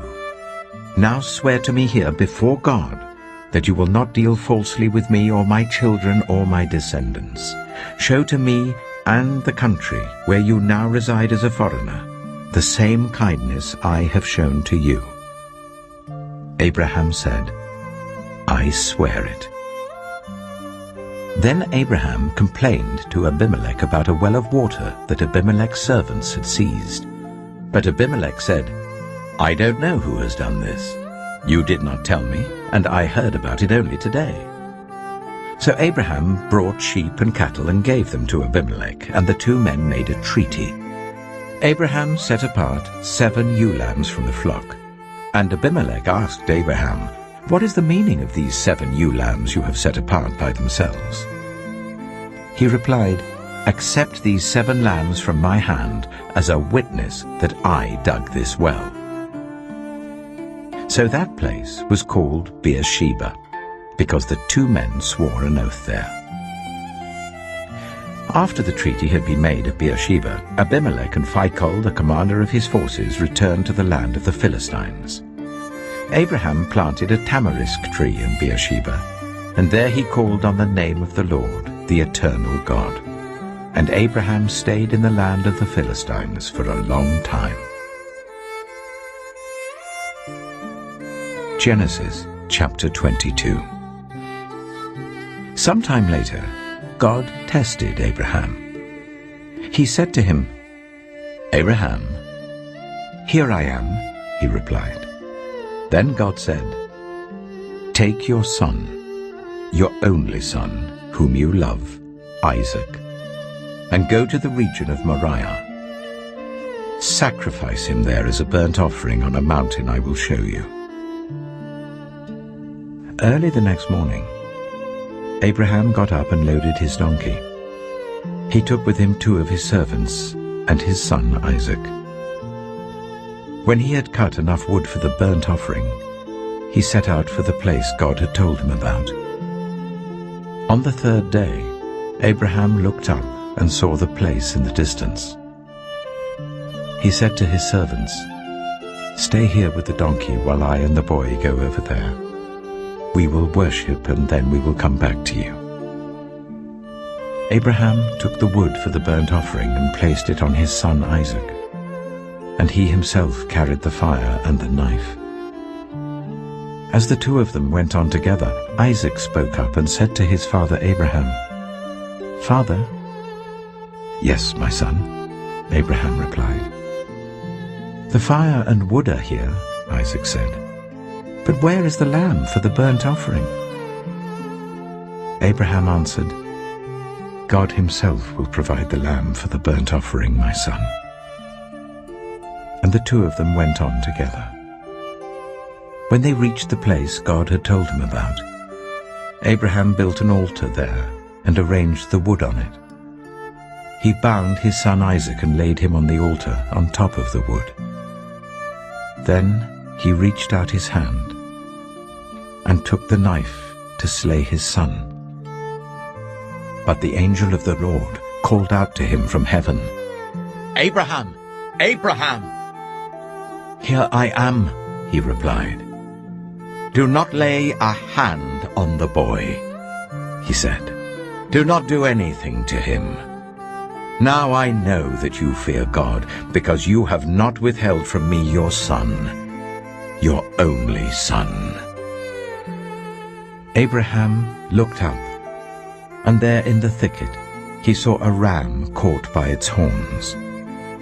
He went over and took the ram and sacrificed it as a burnt offering instead of his son. So Abraham called that place, "The Lord will provide," and to this day it is said, "On the mountain of the Lord it will be provided."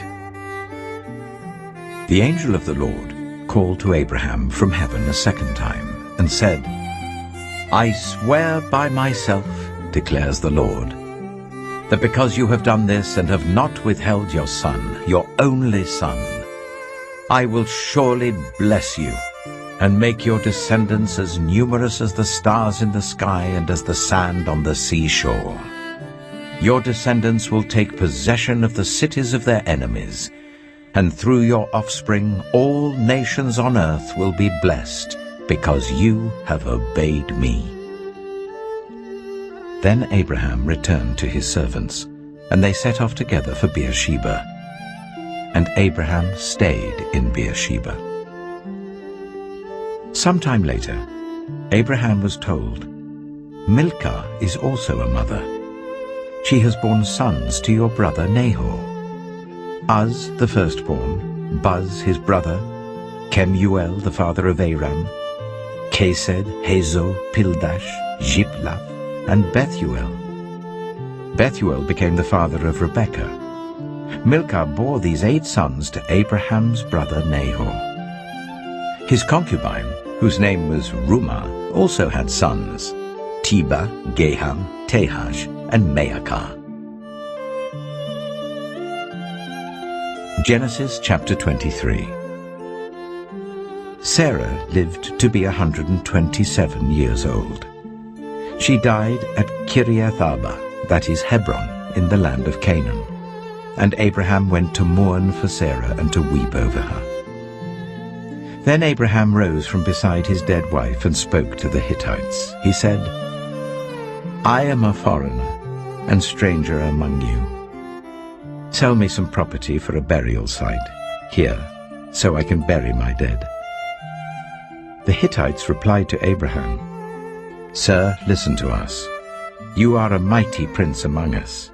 Bury your dead in the choicest of our tombs. None of us will refuse you his tomb for burying your dead." Then Abraham rose and bowed down before the people of the land, the Hittites. He said to them, "If you are willing to let me bury my dead, then listen to me and intercede with Ephron, son of Zohar, on my behalf. So he will sell me the cave of Machpelah, which belongs to him and is at the end of his field. Ask him to sell it to me for the full price as a burial site among you." Ephron the Hittite was sitting among his people, and he replied to Abraham in the hearing of all the Hittites who had come to the gate of his city. "No, my lord," he said, "listen to me. I give you the field, and I give you the cave that is in it. I give it to you in the presence of my people. Bury your dead." Again Abraham bowed down before the people of the land, and he said to Ephron in their hearing, "Listen to me. If you will, I will pay the price of the field. Accept it from me, so I can bury my dead there." Ephron answered Abraham, "Listen to me, my lord. The land is worth 400 shekels of silver. But what is that between you and me? Bury your dead."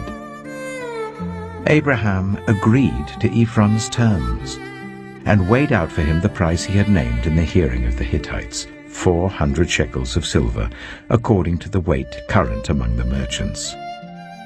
So Ephron's field in Machpelah, near Mamre, both the field and the cave in it, and all the trees within the borders of the field, was legally made over to Abraham as his property, in the presence of all the Hittites who had come to the gate of the city. Afterwards Abraham buried his wife Sarah in the cave in the field of Machpelah, near Mamre, which is at Hebron, in the land of Canaan.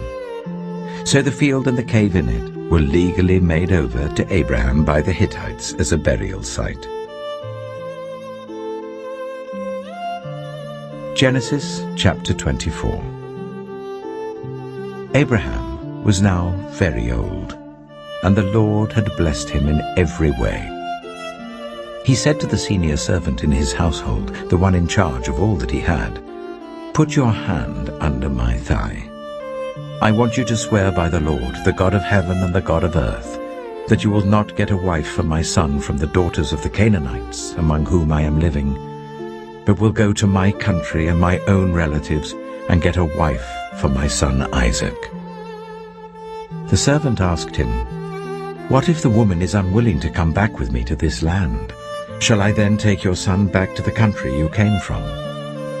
"Make sure that you do not take my son back there," Abraham said. "The Lord, the God of heaven, who brought me out of my father's household and my native land, and who spoke to me and promised me on oath, saying, 'To your offspring I will give this land,' he will send his angel before you, so that you can get a wife for my son from there. If the woman is unwilling to come back with you, then you will be released from this oath of mine. Only do not take my son back there." So the servant put his hand under the thigh of his master Abraham, and swore an oath to him concerning this matter. Then the servant left, taking with him 10 of his master's camels, loaded with all kinds of good things from his master. He set out for Aram Naharaim, and made his way to the town of Nahor. He made the camels kneel down near the well outside the town. It was toward evening, the time the women go out to draw water. Then he prayed, "Lord, God of my master Abraham, make me successful today and show kindness to my master Abraham. See, I am standing beside this spring, and the daughters of the townspeople are coming out to draw water. May it be that when I say to a young woman, 'Please let down your jar that I may have a drink,' and she says, 'Drink, and I'll water your camels too.' Let her be the one you have chosen for your servant Isaac. By this I will know that you have shown kindness to my master." Before he had finished praying, Rebekah came out with her jar on her shoulder. She was the daughter of Bethuel, son of Milcah, who was the wife of Abraham's brother Nahor. The woman was very beautiful, a virgin. No man had ever slept with her. She went down to the spring, filled her jar, and came up again. The servant hurried to meet her and said, "Oh, please, give me a little water from your jar." "Drink, my lord," she said, and quickly lowered the jar to her hands and gave him a drink. After she had given him a drink, she said, "I'll draw water for your camels too until they've had enough to drink." So she quickly emptied her jar into the trough, ran back to the well to draw more water, and drew enough for all his camels. Without saying a word, the man watched her closely to learn whether or not the Lord had made his journey successful. When the camels had finished drinking, the man took out a gold nose ring weighing a beaker and 2 gold bracelets weighing 10 shekels. Then he asked, "Whose daughter are you? Please tell me, is there room in your father's house for us to spend the night?" She answered him, "I am the daughter of Bethuel, the son that Milcah bore to Nahor." And she added, "We have plenty of straw and fodder, as well as room for you to spend the night." Then the man bowed down and worshipped the Lord, saying, "Praise be to the Lord, the God of my master Abraham, who has not abandoned his kindness and faithfulness to my master. As for me, the Lord has led me on the journey to the house of my master's relatives." The young woman ran and told her mother's household about these things. Now Rebekah had a brother named Laban, and he hurried out to the man at the spring. As soon as he had seen the nose ring and the bracelets on his sister's arms, and had heard Rebekah tell what the man had said to her, he went out to the man and found him standing by the camels near the spring. "Come, you who are blessed by the Lord," he said. "Why are you standing out here? I have prepared the house and a place for the camels." So the man went to the house, and the camels were unloaded. Straw and fodder were brought for the camels, and water for him and his men to wash their feet. Then food was set before him. But he said, "I will not eat until I have told you what I have to say." "Then tell us," Laban said. So he said, "I am Abraham's servant. The Lord has blessed my master abundantly, and he has become wealthy. He has given him sheep and cattle, silver and gold, male and female servants, and camels and donkeys. My master's wife, Sarah, has borne him a son in her old age, and he has given him everything he owns. And my master made me swear an oath and said, "You must not get a wife for my son from the daughters of the Canaanites in whose land I live, but go to my father's family, to my own clan, and get a wife for my son." Then I asked my master, "What if the woman will not come back with me?"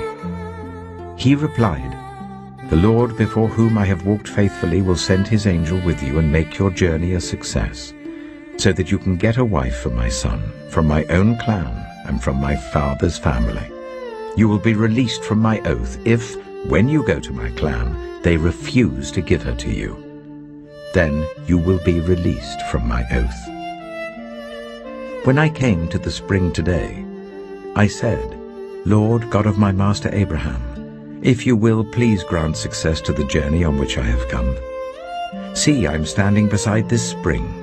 If a young woman comes out to draw water, and I say to her, 'Please let me drink a little water from your jar,' and if she says to me, 'Drink, and I'll draw water for your camels too,' let her be the one the Lord has chosen for my master's son." Before I finished praying in my heart, Rebekah came out with her jar on her shoulder. She went down to the spring and drew water, and I said to her, "Please give me a drink." She quickly lowered her jar from her shoulder and said, "Drink, and I'll water your camels too." So I drank, and she watered the camels also. I asked her, "Whose daughter are you?" She said, "The daughter of Bethuel, son of Nahor, whom Milcah bore to him." Then I put the ring in her nose and the bracelets on her arms, and I bowed down and worshipped the Lord. I praised the Lord, the God of my master Abraham, who had led me on the right road to get the granddaughter of my master's brother for his son. Now, if you will show kindness and faithfulness to my master, tell me. And if not, tell me, so I may know which way to turn." Laban and Bethuel answered, "This is from the Lord. We can say nothing to you one way or the other. Here is Rebekah. Take her and go, and let her become the wife of your master's son, as the Lord has directed." When Abraham's servant heard what they said, he bowed down to the ground before the Lord. Then the servant brought out gold and silver jewelry and articles of clothing and gave them to Rebekah. He also gave costly gifts to her brother and to her mother. Then he and the men who were with him ate and drank and spent the night there.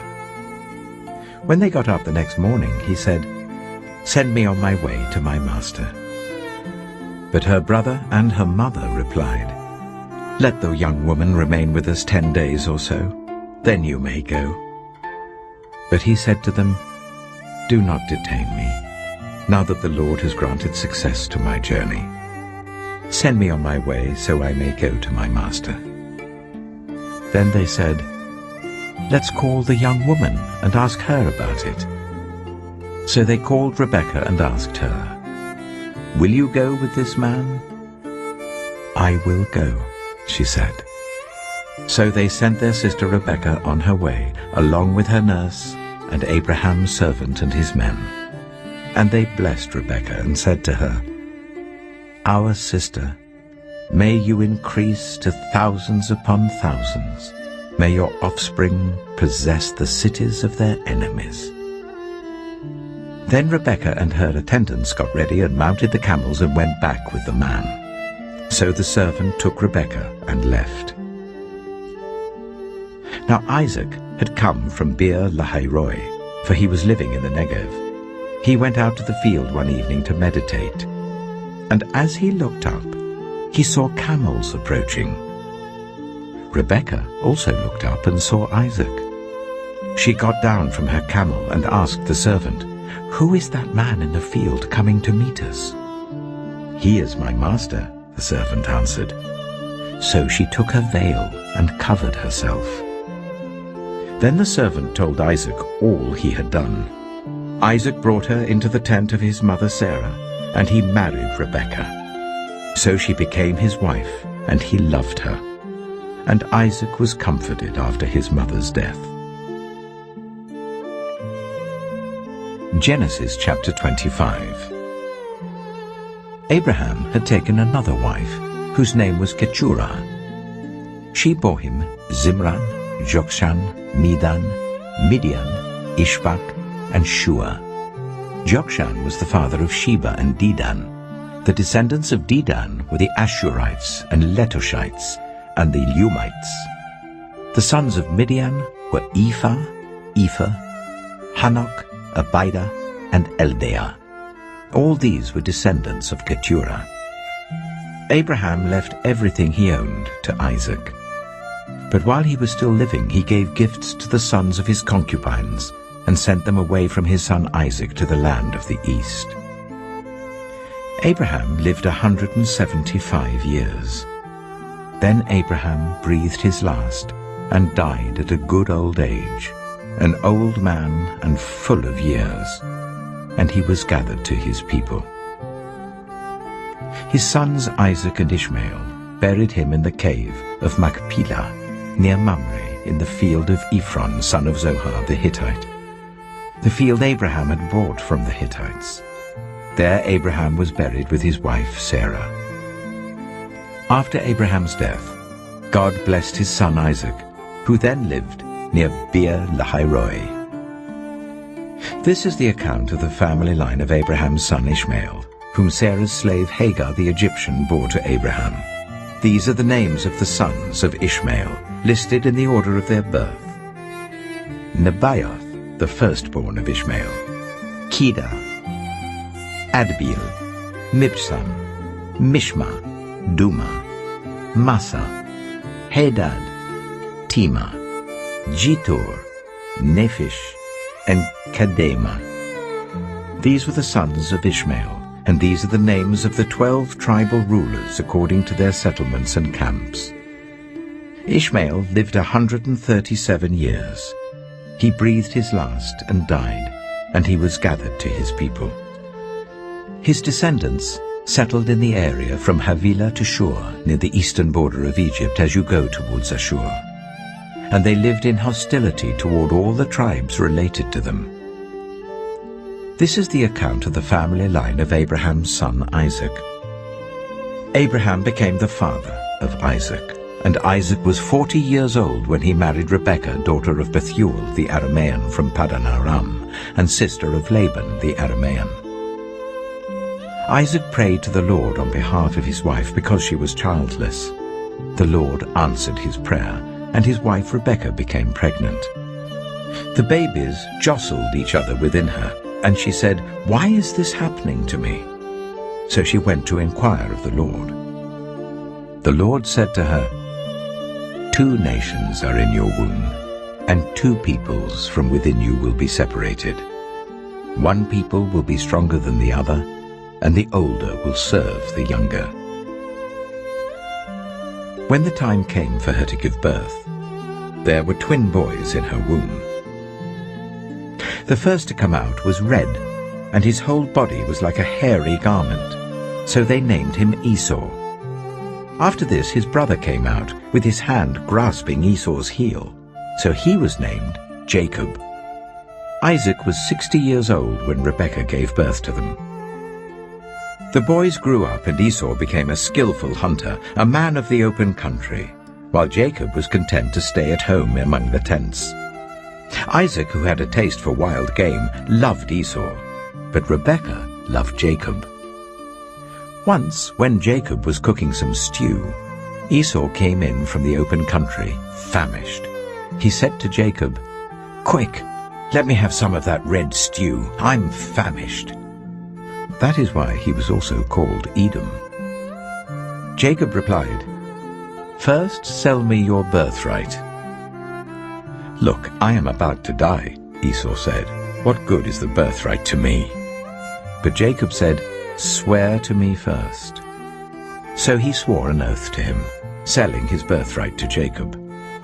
Then Jacob gave Esau some bread and some lentil stew. He ate and drank and then got up and left. So Esau despised his birthright. Genesis chapter 26. Now there was a famine in the land, besides the previous famine in Abraham's time. And Isaac went to Abimelek, king of the Philistines, in Gerar. The Lord appeared to Isaac and said, "Do not go down to Egypt. Live in the land where I tell you to live. Stay in this land for a while, and I will be with you and will bless you. For to you and your descendants I will give all these lands, and will confirm the oath I swore to your father Abraham. I will make your descendants as numerous as the stars in the sky, and will give them all these lands. And through your offspring all nations on earth will be blessed, because Abraham obeyed me and did everything I required of him, keeping my commands, my decrees, and my instructions." So Isaac stayed in Gerar. When the men of that place asked him about his wife, he said, "She is my sister," because he was afraid to say, "She is my wife." He thought, "The men of this place might kill me on account of Rebekah, because she is beautiful."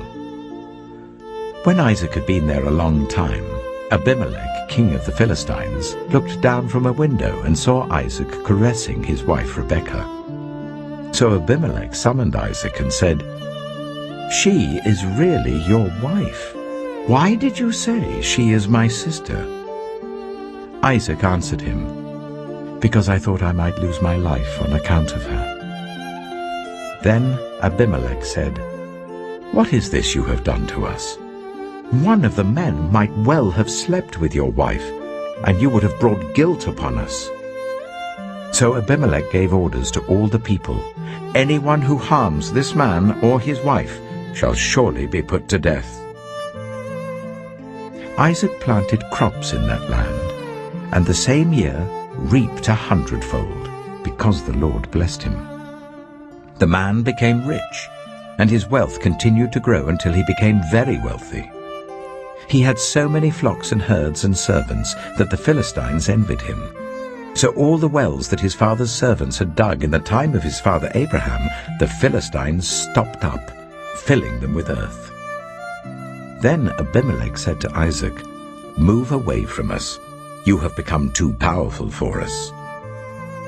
So Isaac moved away from there and encamped in the valley of Gerar, where he settled. Isaac reopened the wells that had been dug in the time of his father Abraham, which the Philistines had stopped up after Abraham died, and he gave them the same names his father had given them. Isaac's servants dug in the valley and discovered a well of fresh water there. But the herdsmen of Gerar quarreled with those of Isaac and said, "The water is ours." So he named the well Esek, because they disputed with him. Then they dug another well, but they quarreled over that one also. So he named it Sitnah. He moved from there and dug another well, and no one quarreled over it. He named it Rehoboth, saying, "Now the Lord has given us room, and we will flourish in the land." From there he went up to Beersheba. That night the Lord appeared to him and said, "I am the God of your father Abraham. Do not be afraid, for I am with you. I will bless you and will increase the number of your descendants for the sake of my servant Abraham." Isaac built an altar there and called on the name of the Lord. There he pitched his tent, and there his servants dug a well. Meanwhile, Abimelek had come to him from Gerar with Huzzah, his personal adviser, and Phicol, the commander of his forces. Isaac asked them, "Why have you come to me, since you were hostile to me and sent me away?" They answered, "We saw clearly that the Lord was with you. So we said, there ought to be a sworn agreement between us and you. Let us make a treaty with you, that you will do us no harm, just as we did not harm you, but always treated you well and sent you away peacefully. And now you are blessed by the Lord." Isaac then made a feast for them, and they ate and drank. Early the next morning the men swore an oath to each other. Then Isaac sent them on their way, and they went away peacefully. That day Isaac's servants came and told him about the well they had dug. They said, "We've found water." He called it Sheba, and to this day the name of the town has been Beersheba. When Esau was 40 years old, he married Judith, daughter of Beeri the Hittite, and also Basemath, daughter of Elon the Hittite. They were a source of grief to Isaac and Rebekah. Genesis chapter 27. When Isaac was old and his eyes were so weak that he could no longer see, he called for Esau his older son and said to him, "My son." "Here I am," he answered. Isaac said, "I am now an old man and don't know the day of my death. Now then, get your equipment, your quiver and bow, and go out to the open country to hunt some wild game for me. Prepare me the kind of tasty food I like, and bring it to me to eat, so that I may give you my blessing before I die." Now Rebekah was listening as Isaac spoke to his son Esau. When Esau left for the open country to hunt game and bring it back, Rebekah said to her son Jacob, "Look, I overheard your father say to your brother Esau, 'Bring me some game and prepare me some tasty food to eat, so that I may give you my blessing in the presence of the Lord before I die.' Now, my son, listen carefully and do what I tell you. Go out to the flock and bring me 2 choice young goats, so I can prepare some tasty food for your father, just the way he likes it. Then take it to your father to eat, so that he may give you his blessing before he dies." Jacob said to Rebekah his mother, "But my brother Esau is a hairy man, while I have smooth skin. What if my father touches me? I would appear to be tricking him, and would bring down a curse on myself rather than a blessing." His mother said to him, "My son, let the curse fall on me. Just do what I say. Go and get them for me." So he went and got them and brought them to his mother, and she prepared some tasty food, just the way his father liked it. Then Rebekah took the best clothes of Esau, her older son, which she had in the house, and put them on her younger son Jacob. She also covered his hands and the smooth part of his neck with the goat skins.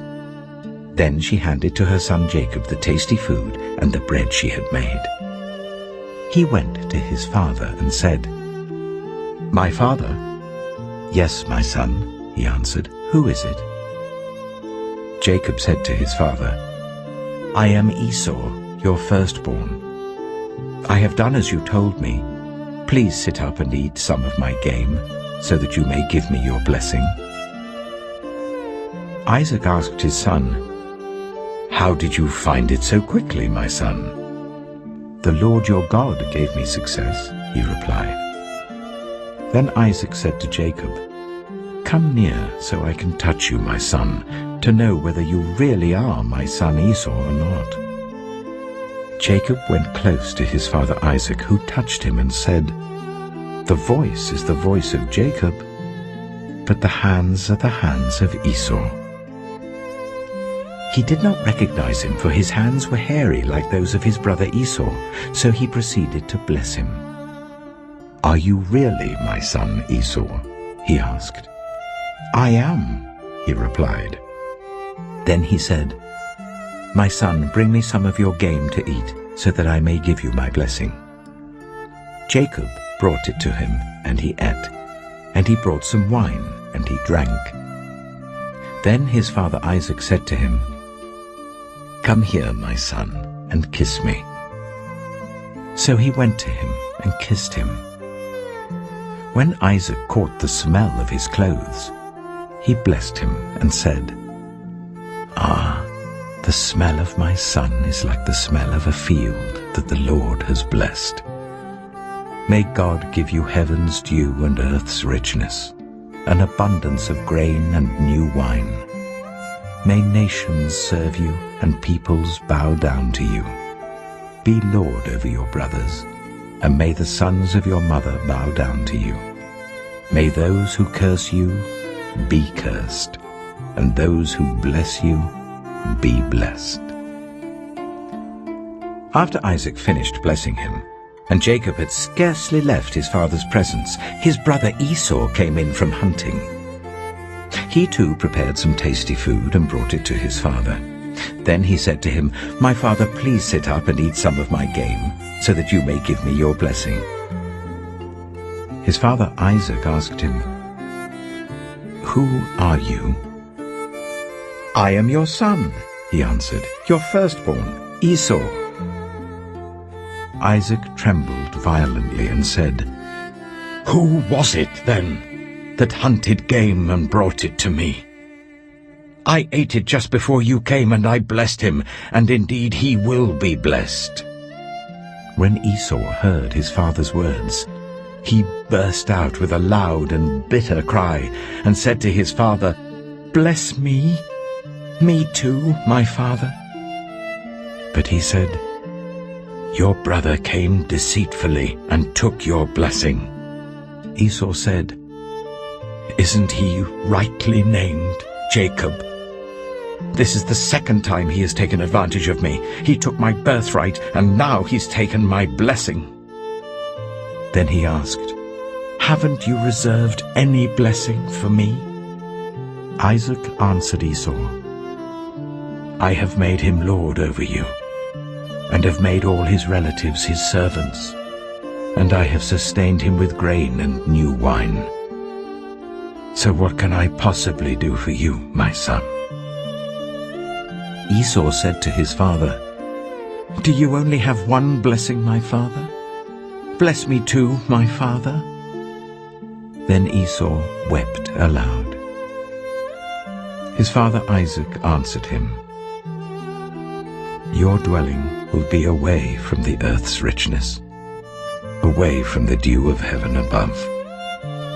You will live by the sword, and you will serve your brother. But when you grow restless, you will throw his yoke from off your neck." Esau held a grudge against Jacob because of the blessing his father had given him. He said to himself, "The days of mourning for my father are near. Then I will kill my brother Jacob."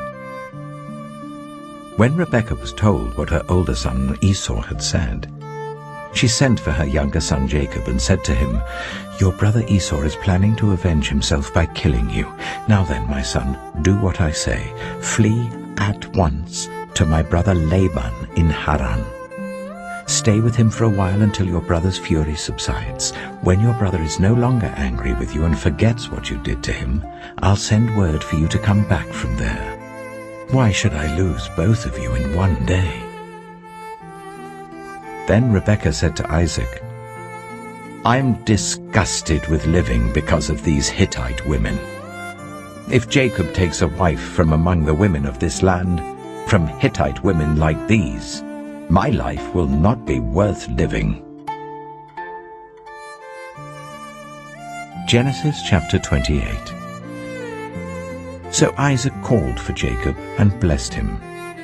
Then he commanded him, "Do not marry a Canaanite woman. Go at once to Paddan Aram, to the house of your mother's father Bethuel. Take a wife for yourselves there from among the daughters of Laban, your mother's brother. May God Almighty bless you and make you fruitful and increase your numbers, until you become a community of peoples. May he give you and your descendants the blessing given to Abraham, so that you may take possession of the land where you now reside as a foreigner, the land God gave to Abraham." Then Isaac sent Jacob on his way, and he went to Paddan Aram, to Laban son of Bethuel the Aramean, the brother of Rebekah, who was the mother of Jacob and Esau. Now Esau learned that Isaac had blessed Jacob and had sent him to Paddan Aram to take a wife from there, and that when he blessed him he commanded him, "Do not marry a Canaanite woman," and that Jacob had obeyed his father and mother and had gone to Paddan Aram. Esau then realized how displeasing the Canaanite women were to his father Isaac. So he went to Ishmael and married Mahalath, the sister of Nebaioth, and daughter of Ishmael, son of Abraham, in addition to the wives he already had. Jacob left Beersheba and set out for Haran. When he reached a certain place, he stopped for the night because the sun had set. Taking one of the stones there, he put it under his head and lay down to sleep. He had a dream. in which he saw a stairway resting on the earth with its top reaching to heaven, and the angels of God were ascending and descending on it. There above it stood the Lord, and he said, I am the Lord, the God of your father Abraham and the God of Isaac. I will give you and your descendants the land on which you are lying. Your descendants will be like the dust of the earth, and you will spread out to the west and to the east, to the north and to the south. All peoples on earth will be blessed through you and your offspring. I am with you and will watch over you wherever you go, and I will bring you back to this land. I will not leave you until I have done what I have promised you.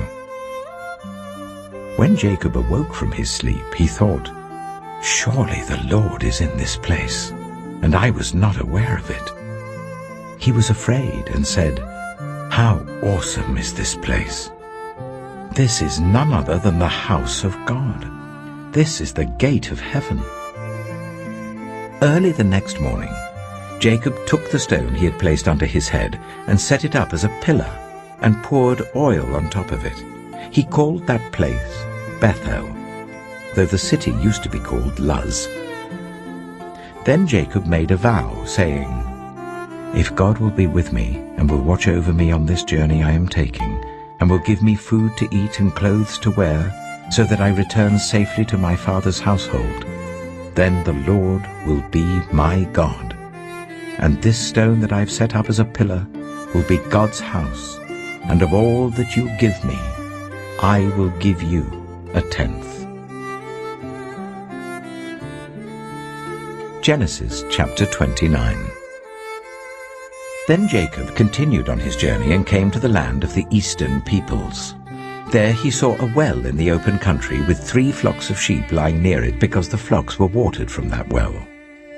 The stone over the mouth of the well was large. When all the flocks were gathered there, the shepherds would roll the stone away from the well's mouth and water the sheep. Then they would return the stone to its place over the mouth of the well. Jacob asked the shepherds, My brothers, where are you from? We're from Haran, they replied. He said to them, Do you know Laban, Nahor's grandson? Yes, we know him, they answered. Then Jacob asked them, Is he well? Yes, he is, they said. And here comes his daughter Rachel with the sheep. Look, he said, the sun is still high. It is not time for the flocks to be gathered. Water the sheep and take them back to pasture. We can't, they replied, until all the flocks are gathered and the stone has been rolled away from the mouth of the well. Then we will water the sheep. While he was still talking with them, Rachel came with her father's sheep, for she was a shepherd.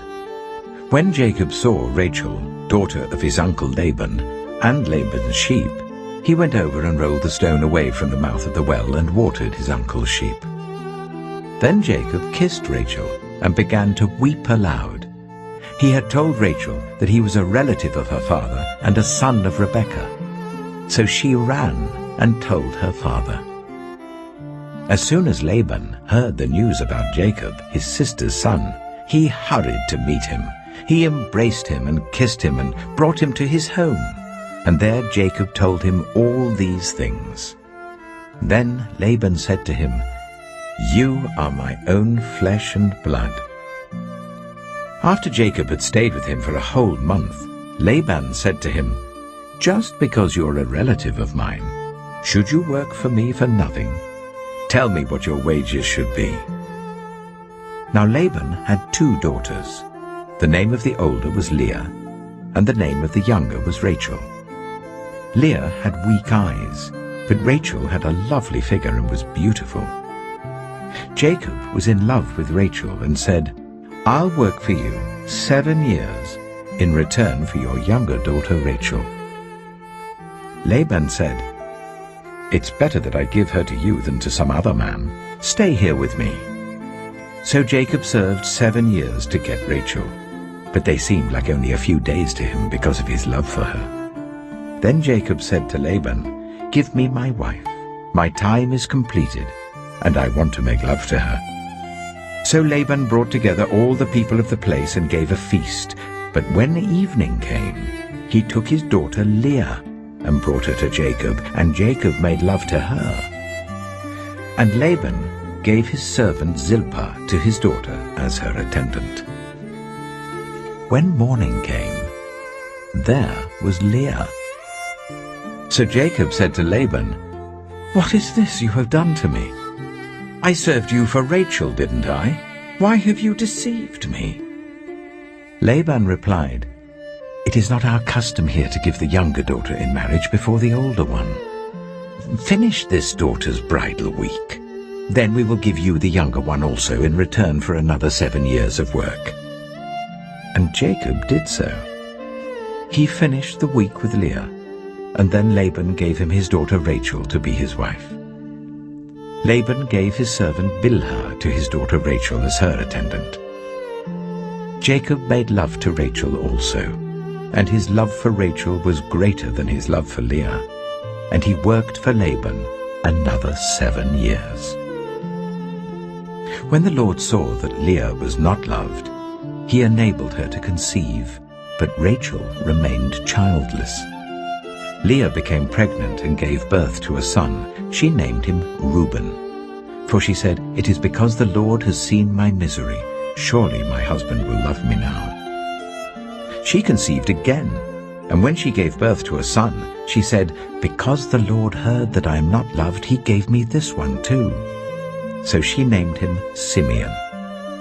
Again she conceived, and when she gave birth to a son, she said, "Now at last my husband will become attached to me, because I have borne him 3 sons." So he was named Levi. She conceived again, and when she gave birth to a son, she said, "This time I will praise the Lord." So she named him Judah. Then she stopped having children. Genesis chapter 30. When Rachel saw that she was not bearing Jacob any children, she became jealous of her sister. So she said to Jacob, "Give me children or I'll die." Jacob became angry with her and said, "Am I in the place of God, who has kept you from having children?" Then she said, "Here is Bilhah, my servant. Sleep with her, so that she can bear children for me, and I too can build a family through her." So she gave him her servant Bilhah as a wife. Jacob slept with her, and she became pregnant and bore him a son. Then Rachel said, "God has vindicated me. He has listened to my plea and given me a son." Because of this, she named him Dan. Rachel's servant Bilhah conceived again and bore Jacob a second son. Then Rachel said, "I have had a great struggle with my sister, and I have won." So she named him Naphtali. When Leah saw that she had stopped having children, she took her servant Zilpah and gave her to Jacob as a wife. Leah's servant Zilpah bore Jacob a son. Then Leah said, "What good fortune!" So she named him Gad. Leah's servant Zilpah bore Jacob a second son. Then Leah said, "How happy I am! The women will call me happy." So she named him Asher. During wheat harvest, Reuben went out into the fields and found some mandrake plants, which he brought to his mother Leah. Rachel said to Leah, "Please give me some of your son's mandrakes." But she said to her, "Wasn't it enough that you took away my husband? Will you take my son's mandrakes too?" "Very well," Rachel said. "He can sleep with you tonight in return for your son's mandrakes." So when Jacob came in from the fields that evening, Leah went out to meet him. "You must sleep with me," she said. "I have hired you with my son's mandrakes." So he slept with her that night. God listened to Leah, and she became pregnant and bore Jacob a 5th son. Then Leah said, "God has rewarded me for giving my servant to my husband." So she named him Issachar. Leah conceived again and bore Jacob a 6th son. Then Leah said, "God has presented me with a precious gift. This time my husband will treat me with honor because I have borne him 6 sons." So she named him Zebulun. Sometime later she gave birth to a daughter and named her Dinah. Then God remembered Rachel. He listened to her and enabled her to conceive. She became pregnant and gave birth to a son, and said, "God has taken away my disgrace." She named him Joseph, and said, "May the Lord add to me another son." After Rachel gave birth to Joseph, Jacob said to Laban, "Send me on my way so I can go back to my own homeland. Give me my wives and children for whom I have served you, and I will be on my way. You know how much work I've done for you." But Laban said to him, "If I have found favor in your eyes, please stay. I have learned by divination that the Lord has blessed me because of you." He added, "Name your wages, and I will pay them." Jacob said to him, "You know how I have worked for you, and how your livestock has fared under my care. The little you had before I came has increased greatly, and the Lord has blessed you wherever I have been. But now, when may I do something for my own household?" "What shall I give you?" he asked. "Don't give me anything," Jacob replied. "But if you will do this one thing for me, I will go on tending your flocks and watching over them. Let me go through all your flocks today and remove from them every speckled or spotted sheep, every dark-colored lamb, and every spotted or speckled goat. They will be my wages. And my honesty will testify for me in the future, whenever you check on the wages you have paid me.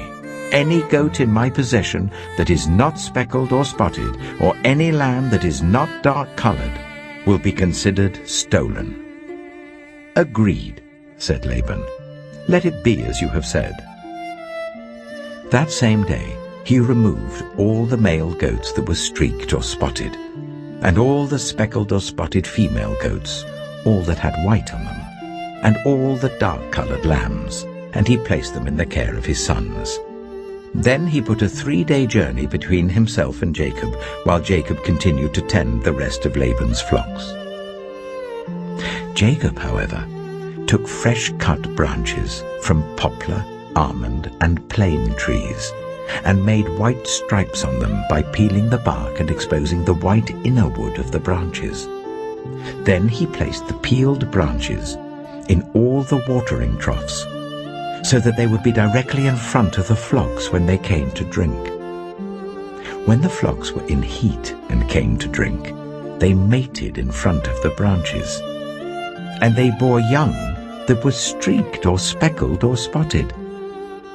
Jacob set apart the young of the flock by themselves, but made the rest face the streaked and dark-colored animals that belonged to Laban.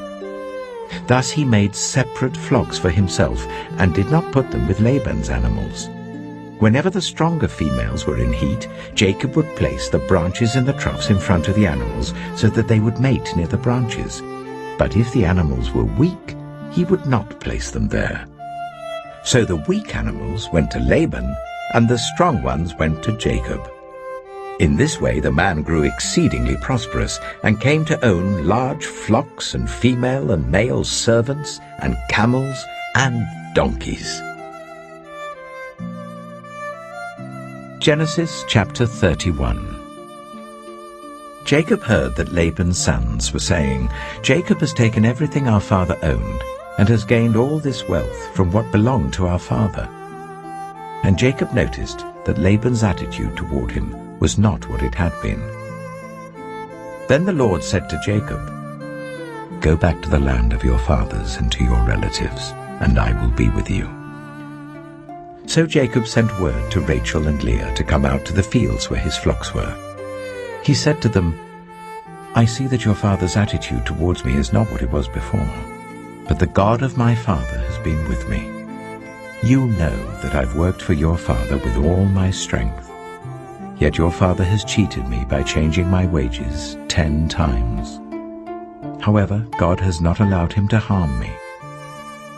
If he said, the speckled ones will be your wages." Then all the flocks gave birth to speckled young. And if he said, "The streaked ones will be your wages," then all the flocks bore streaked young. So God has taken away your father's livestock and has given them to me. In breeding season I once had a dream, in which I looked up and saw that the male goats mating with the flock were streaked, speckled, or spotted. The angel of God said to me in the dream, "Jacob." I answered, "Here I am." And he said, "Look up and see that all the male goats mating with the flock are streaked, speckled, or spotted, for I have seen all that Laban has been doing to you. I am the God of Bethel, where you anointed a pillar and where you made a vow to me. Now leave this land at once and go back to your native land." Then Rachel and Leah replied, "Do we still have any share in the inheritance of our father's estate? Does he not regard us as foreigners? Not only has he sold us, but he has used up what was paid for us. Surely all the wealth that God took away from our father belongs to us and our children. So do whatever God has told you." Then Jacob put his children and his wives on camels, and he drove all his livestock ahead of him, along with all the goods he had accumulated in Paddan Aram, to go to his father Isaac in the land of Canaan. When Laban had gone to shear his sheep, Rachel stole her father's household gods. Moreover, Jacob deceived Laban the Aramean by not telling him he was running away.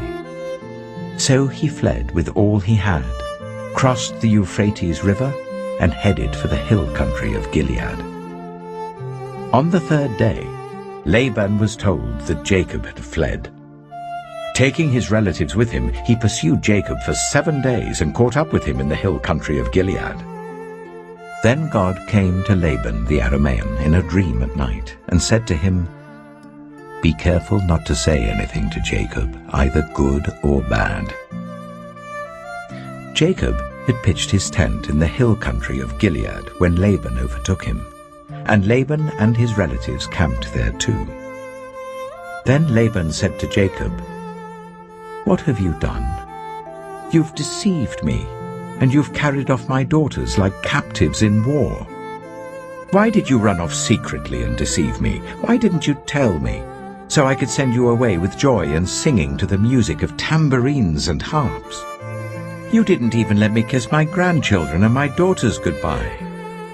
You've done a foolish thing. I have the power to harm you. But last night the God of your father said to me, 'Be careful not to say anything to Jacob, either good or bad.' Now you have gone off because you long to return to your father's household. But why did you steal my gods?"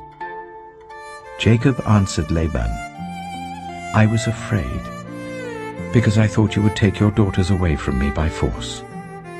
But if you find anyone who has your gods, that person shall not live.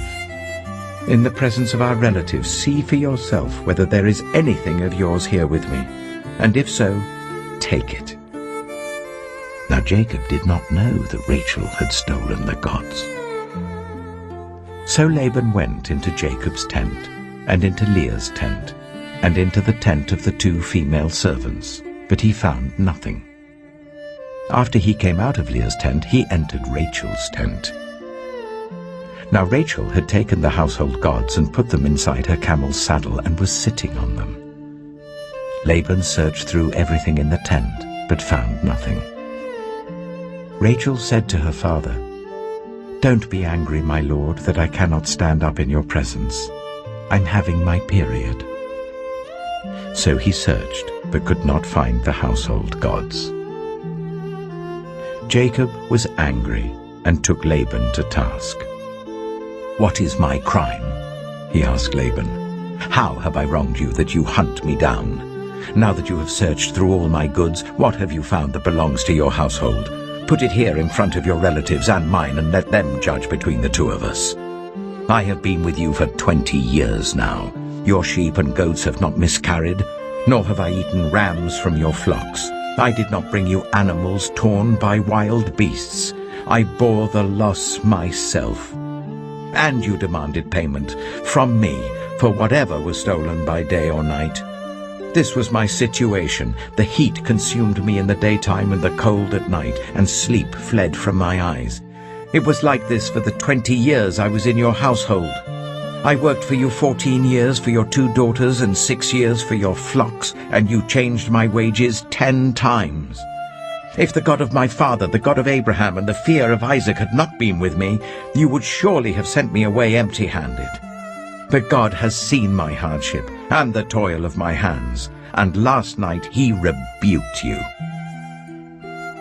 Laban answered Jacob, "The women are my daughters, the children are my children, and the flocks are my flocks.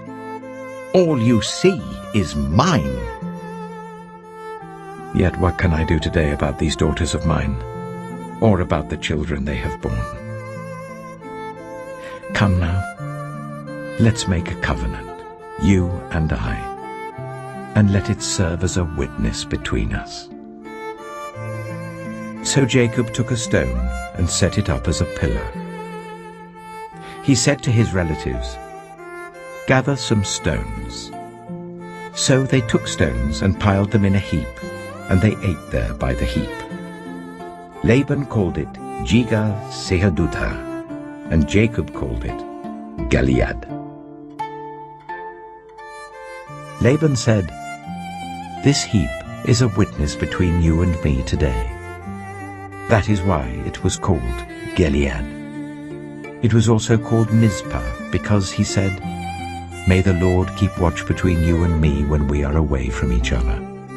If you ill-treat my daughters, or if you take any wives besides my daughters, even though no one is with us, remember that God is a witness between you and me." Laban also said to Jacob, "Here is this heap, and here is the pillar I have set up between you and me. This heap is a witness, and this pillar is a witness, that I will not go past this heap to your side to harm you, and that you will not go past this heap and pillar to my side to harm me. May the God of Abraham and the God of Nahor, the God of their father, judge between us." So Jacob took an oath in the name of the fear of his father Isaac. He offered a sacrifice there in the hill country and invited his relatives to a meal. After they had eaten, they spent the night there. Early the next morning, Laban kissed his grandchildren and his daughters and blessed them. Then he left and returned home. Genesis chapter 32. Jacob also went on his way, and the angels of God met him. When Jacob saw them, he said, "This is the camp of God." So he named that place Mahanaim. Jacob sent messengers ahead of him to his brother Esau in the land of Seir, the country of Edom. He instructed them, "This is what you are to say to my lord Esau. Your servant Jacob says, I have been staying with Laban and have remained there till now. I have cattle and donkeys, sheep and goats, male and female servants. Now I am sending this message to my lord, that I may find favor in your eyes." When the messengers returned to Jacob, they said, "We went to your brother Esau, and now he is coming to meet you, and 400 men are with him." In great fear and distress, Jacob divided the people who were with him into 2 groups, and the flocks and herds and camels as well. He thought, if Esau comes and attacks one group, the group that is left may escape. Then Jacob prayed, "O God of my father Abraham, God of my father Isaac, Lord, you who said to me, 'Go back to your country and your relatives, and I will make you prosper.' I am unworthy of all the kindness and faithfulness you have shown your servant. I had only my staff when I crossed this Jordan, but now I have become 2 camps. Save me, I pray, from the hand of my brother Esau, for I am afraid he will come and attack me, and also the mothers with their children. But you have said, I will surely make you prosper, and will make your descendants like the sand of the sea, which cannot be counted." He spent the night there, and from what he had with him, he selected a gift for his brother Esau: 200 female goats and 20 male goats, 200 ewes and 20 rams, 30 female camels with their young, 40 cows and 10 bulls, and 20 female donkeys and 10 male donkeys. He put them in the care of his servants, each herd by itself, and said to his servants, "Go ahead of me, and keep some space between the herds." He instructed the one in the lead, "When my brother Esau meets you and asks, 'Who do you belong to and where are you going, and who owns all these animals in front of you?' then you are to say, 'They belong to your servant Jacob. They are a gift sent to my lord Esau, and he is coming behind us.'" He also instructed the second, the third, and all the others who followed the herds, "You are to say the same thing to Esau when you meet him, and be sure to say, 'Your servant Jacob is coming behind us.' For he thought, 'I will pacify him with these gifts I'm sending on ahead. Later, when I see him, perhaps he will receive me.' So Jacob's gifts went on ahead of him, but he himself spent the night in the camp. That night Jacob got up and took his 2 wives, his 2 female servants, and his 11 sons, and crossed the ford of the Jabbok. After he had sent them across the stream, he sent over all his possessions.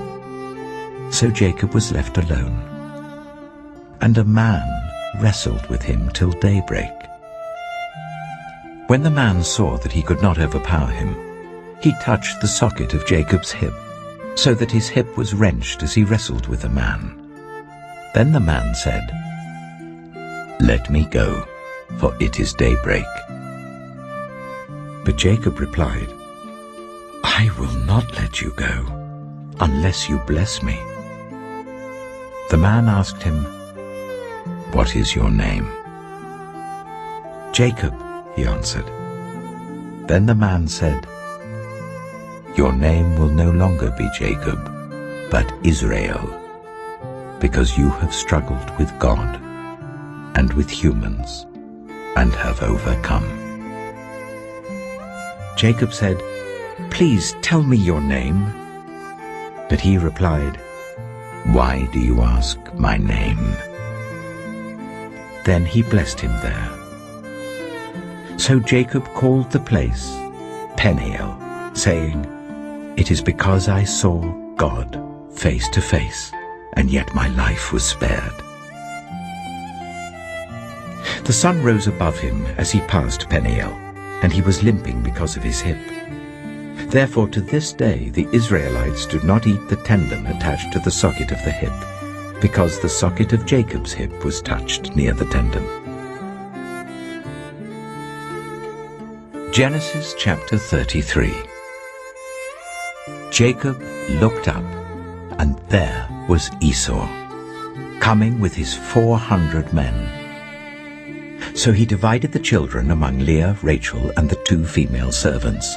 He put the female servants and their children in front, Leah and her children next, and Rachel and Joseph in the rear. He himself went on ahead and bowed down to the ground 7 times as he approached his brother. But Esau ran to meet Jacob and embraced him. He threw his arms around his neck and kissed him, and they wept. Then Esau looked up and saw the women and children. "Who are these with you?" he asked. Jacob answered, "They are the children God has graciously given your servant." Then the female servants and their children approached and bowed down. Next Leah and her children came and bowed down. Last of all came Joseph and Rachel, and they too bowed down. Esau asked, "What's the meaning of all these flocks and herds I met?" "To find favor in your eyes, my lord," he said. But Esau said, I already have plenty, my brother. Keep what you have for yourself." "No, please," said Jacob. "If I have found favor in your eyes, accept this gift from me. For to see your face is like seeing the face of God now that you have received me favorably. Please accept the present that was brought to you, for God has been gracious to me, and I have all I need." And because Jacob insisted, Esau accepted it. Then Esau said, "Let us be on our way. I'll accompany you." But Jacob said to him, "My Lord knows that the children are tender, and that I must care for the ewes and cows that are nursing their young. If they are driven hard just one day, all the animals will die. So let my Lord go on ahead of his servant while I move along slowly at the pace of the flocks and herds before me, and the pace of the children, until I come to my Lord in Seir." Esau said, "Then let me leave some of my men with you." "But why do that?" Jacob asked. "Just let me find favor in the eyes of my Lord." So that day Esau started on his way back to Seir. Jacob, however, went to Succoth, where he built a place for himself and made shelters for his livestock. And that is why the place is called Succoth. After Jacob came from Paddan Aram, he arrived safely at the city of Shechem in Canaan, and camped within sight of the city. For 100 pieces of silver he bought from the sons of Hamor, the father of Shechem, the plot of ground where he pitched his tent. There he set up an altar and called it El Elohe Israel. Genesis chapter 34. Now Dinah, the daughter Leah had borne to Jacob, went out to visit the women of the land. When Shechem, son of Hamor the Hivite, the ruler of that area, saw her, he took her and raped her. His heart was drawn to Dinah, daughter of Jacob. He loved the young woman and spoke tenderly to her. And Shechem said to his father Hamor, "Get me this girl as my wife." When Jacob heard that his daughter Dinah had been defiled, his sons were in the fields with his livestock, so he did nothing about it until they came home. Then Shechem's father Hamor went out to talk with Jacob. Meanwhile, Jacob's sons had come in from the fields as soon as they heard what had happened. They were shocked and furious, because Shechem had done an outrageous thing in Israel by sleeping with Jacob's daughter, a thing that should not be done. But Hamor said to them, "My son Shechem has his heart set on your daughter. Please give her to him as his wife. Intermarry with us. Give us your daughters and take our daughters for yourselves. You can settle among us. The land is open to you. Live in it, trade in it, and acquire property in it." Then Shechem said to Dinah's father and brothers, "Let me find favor in your eyes, and I will give you whatever you ask. Make the price for the bride and the gift I am to bring as great as you like, and I'll pay whatever you ask me. Only give me the young woman as my wife." Because their sister Dinah had been defiled, Jacob's sons replied deceitfully as they spoke to Shechem and his father Hamor. They said to them, "We can't do such a thing. We can't give our sister to a man who is not circumcised. That would be a disgrace to us. We will enter into an agreement with you on one condition only, that you become like us by circumcising all your males. Then we will give you our daughters and take your daughters for ourselves. We'll settle among you and become one people with you. But if you will not agree to be circumcised, we'll take our sister and go." Their proposal seemed good to Hamor and his son Shechem. The young man, who was the most honored of all his father's family, lost no time in doing what they said, because he was delighted with Jacob's daughter. So Hamor and his son Shechem went to the gate of their city to speak to the men of their city. "These men are friendly towards us," they said. "Let them live in our land and trade in it. The land has plenty of room for them. We can marry their daughters and they can marry ours. But the men will agree to live with us as one people only on the condition that our males be circumcised, as they themselves are. Won't their livestock, their property, and all their other animals become ours? So let us agree to their terms, and they will settle among us." All the men who went out of the city gate agreed with Hamor and his son Shechem, and every male in the city was circumcised. 3 days later, while all of them were still in pain, 2 of Jacob's sons, Simeon and Levi, Dinah's brothers, took their swords and attacked the unsuspecting city, killing every male. They put Hamor and his son Shechem to the sword and took Dinah from Shechem's house and left. The sons of Jacob came upon the dead bodies and looted the city where their sister had been defiled. They seized their flocks and herds and donkeys and everything else of theirs in the city and out in the fields. They carried off all their wealth and all their women and children, taking as plunder everything in the houses. Then Jacob said to Simeon and Levi, "You have brought trouble on me by making me obnoxious to the Canaanites and the Perizzites, the people living in this land. We are few in number, and if they join forces against me and attack me, I and my household will be destroyed."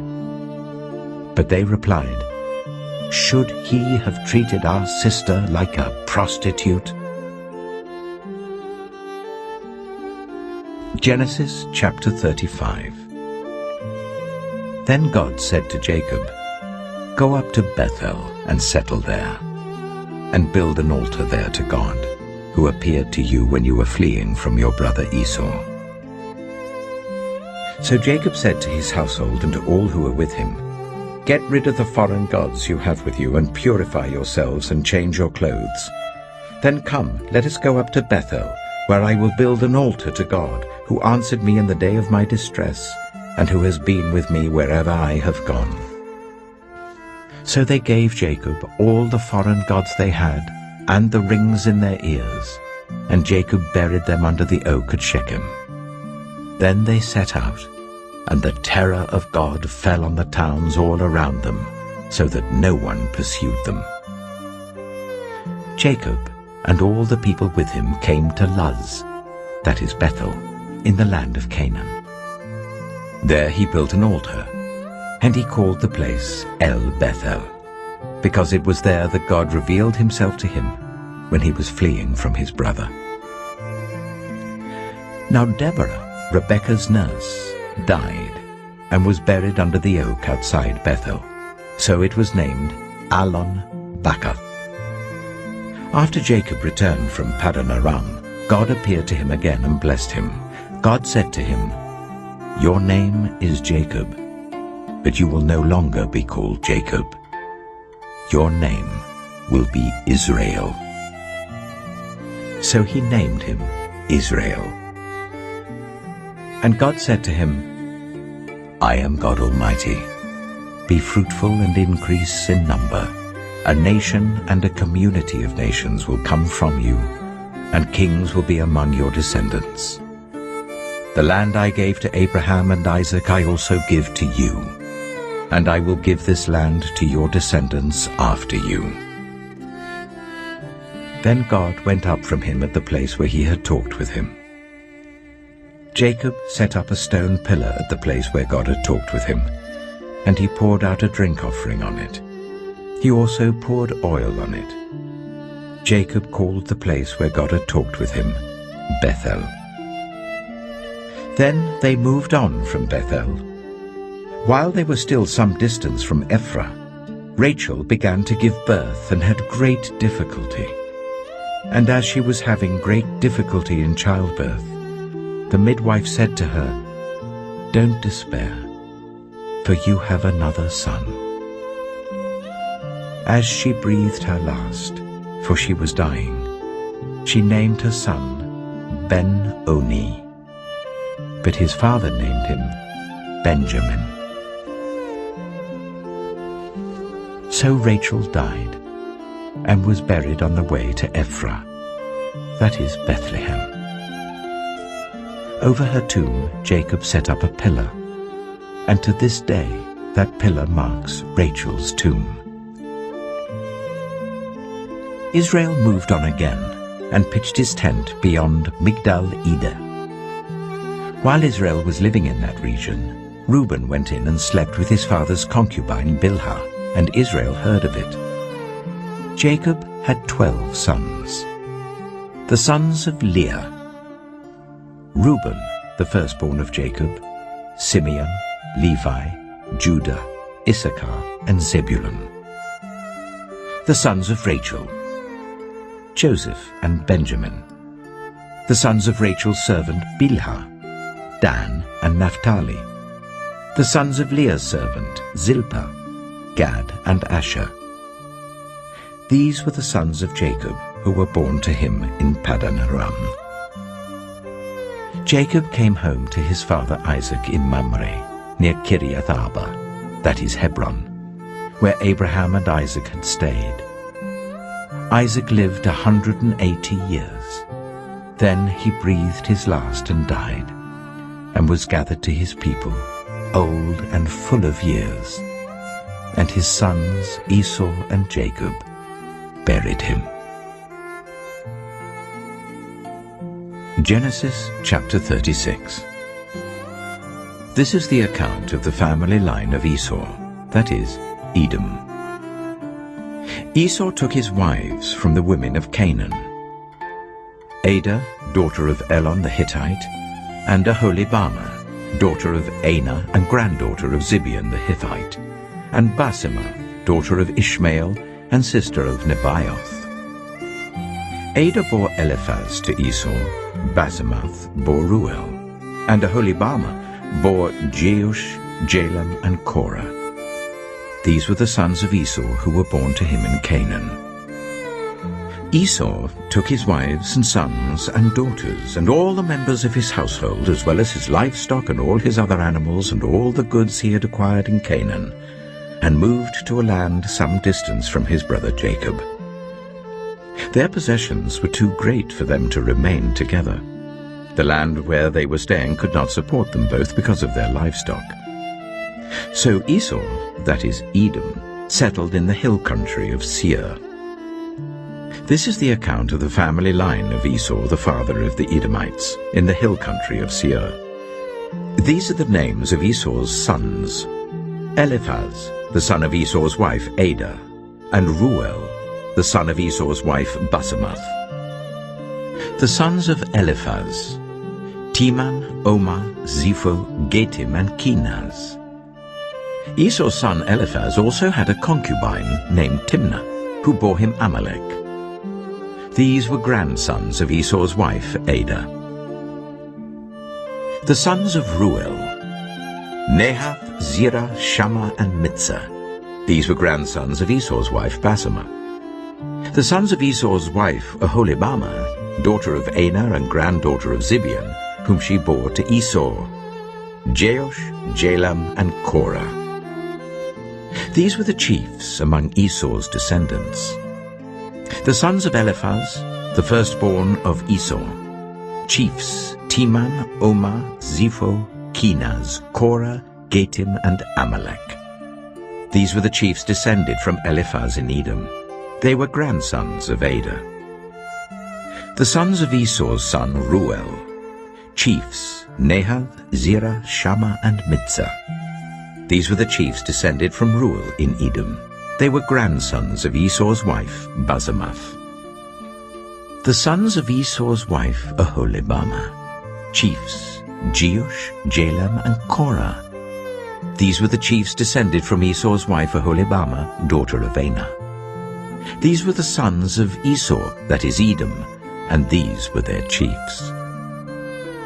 These were the sons of Seir the Horite, who were living in the region: Lotan, Shobal, Zibeon, Anah, Dishon, Ezer, and Dishan. These sons of Seir in Edom were Horite chiefs. The sons of Lotan: Horai and Homam. Timnah was Lotan's sister. The sons of Shobal: Alvan, Manahath, Ebal, Shapho, and Onam. The sons of Zibeon: Ea and Anah. This is the Anah who discovered the hot springs in the desert while he was grazing the donkeys of his father Zibeon. The children of Anah, Dishon and Aholibamah, daughter of Anah. The sons of Dishon, Hemdan, Eshban, Ithran, and Kiran. The sons of Ezer, Bilhan, Zevan, and Achan. The sons of Dishan, Az and Aram. These were the Horite chiefs: Lotan, Shobal, Zibeon, Anah, Dishon, Ezer, and Dishan. These were the Horite chiefs according to their divisions in the land of Seir. These were the kings who reigned in Edom before any Israelite king reigned. Bela, son of Beor, became king of Edom. His city was named Dinhabah. When Bela died, Jobab, son of Zerah from Bozrah, succeeded him as king. When Jobab died, Husham from the land of the Tammanites succeeded him as king. When Husham died, Hadad, son of Bedad, who defeated Midian in the country of Moab, succeeded him as king. His city was named Avith. When Hadad died, Samlah from Masrekah succeeded him as king. When Samlah died, Shaul from Rehoboth on the river succeeded him as king. When Shaul died, Baal-Hanan, son of Akbor, succeeded him as king. When Baal-Hanan, son of Akbor, died, Hadad succeeded him as king. His city was named Peiu, and his wife's name was Mehetabel, daughter of Metred, the daughter of Mezahab. These were the chiefs descended from Esau, by name according to their clans and regions: Timnah, Alivah, Jetheth, Aholibamah, Elah, Pinon, Kizah, Teman, Mibzah, Magdiel, and Iram. These were the chiefs of Edom according to their settlements in the land they occupied. This is the family line of Esau, the father of the Edomites. Genesis chapter 37. Jacob lived in the land where his father had stayed, the land of Canaan. This is the account of Jacob's family line. Joseph, a young man of 17, was tending the flocks with his brothers, the sons of Bilhah and the sons of Zilpah, his father's wives, and he brought their father a bad report about them. Now Israel loved Joseph more than any of his other sons, because he had been born to him in his old age, and he made an ornate robe for him. When his brothers saw that their father loved him more than any of them, they hated him and could not speak a kind word to him. Joseph had a dream, and when he told it to his brothers, they hated him all the more. He said to them, "Listen to this dream I had. We were binding sheaves of corn out in the field when suddenly my sheaf rose and stood upright, while your sheaves gathered round mine and bowed down to it." His brothers said to him, "Do you intend to reign over us? Will you actually rule us?" And they hated him all the more because of his dream and what he had said. Then he had another dream, and he told it to his brothers. "Listen," he said, "I had another dream, and this time the sun and moon and 11 stars were bowing down to me." When he told his father as well as his brothers, his father rebuked him and said, "What is this dream you had? Will your mother and I and your brothers actually come and bow down to the ground before you?" His brothers were jealous of him, but his father kept the matter in mind. Now his brothers had gone to graze their father's flocks near Shechem, and Israel said to Joseph, "As you know, your brothers are grazing the flocks near Shechem. Come, I'm going to send you to them." "Very well," he replied. So he said to him, "Go and see if all is well with your brothers and with the flocks, and bring word back to me." Then he sent him off from the valley of Hebron. When Joseph arrived at Shechem, a man found him wandering around in the fields and asked him, "What are you looking for?" He replied, "I'm looking for my brothers. Can you tell me where they are grazing their flocks?" "They've moved on from here," the man answered. I heard them say, 'Let's go to Dothan.' So Joseph went after his brothers and found them near Dothan. But they saw him in the distance, and before he reached them, they plotted to kill him. 'Here comes that dreamer,' they said to each other. 'Come now, let's kill him and throw him into one of these cisterns, and say that a ferocious animal devoured him. Then we'll see what comes of his dreams.' When Reuben heard this, he tried to rescue him from their hands. 'Let's not take his life,' he said. 'Don't shed any blood.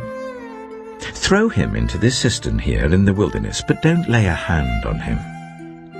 Reuben said this to rescue him from them and take him back to his father. So when Joseph came to his brothers, they stripped him of his robe, the ornate robe he was wearing, and they took him and threw him into the cistern. The cistern was empty, there was no water in it. As they sat down to eat their meal, they looked up and saw a caravan of Ishmaelites coming from Gilead. Their camels were loaded with spices, balm and myrrh, and they were on their way to take them down to Egypt.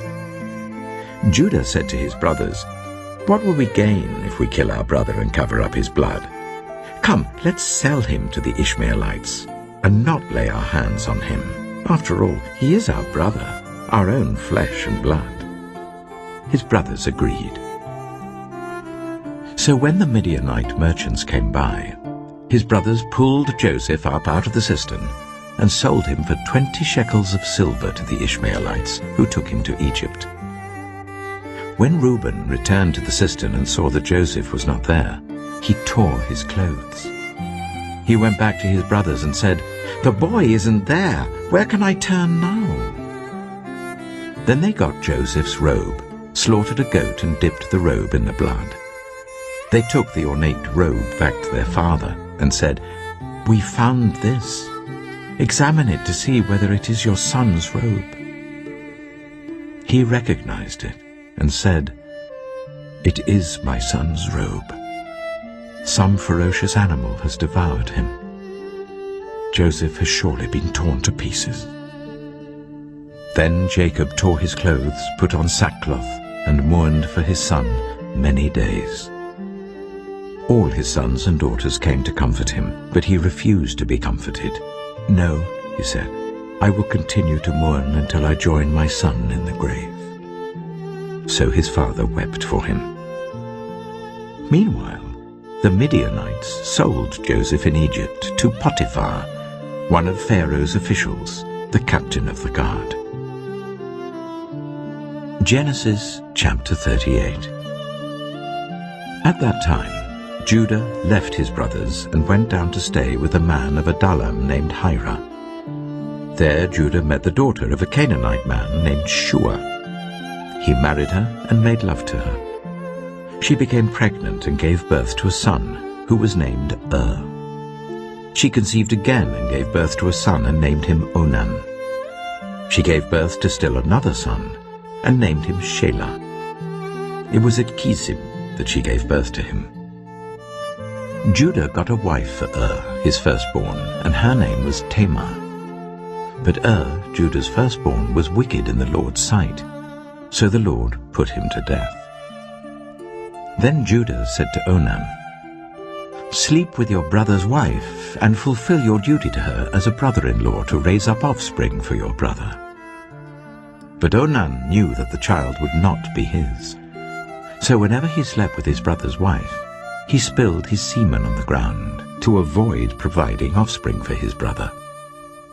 What he did was wicked in the Lord's sight, so the Lord put him to death also. Judah then said to his daughter-in-law Tamar, "Live as a widow in your father's household until my son Shelah grows up." For he thought, he may die too, just like his brothers.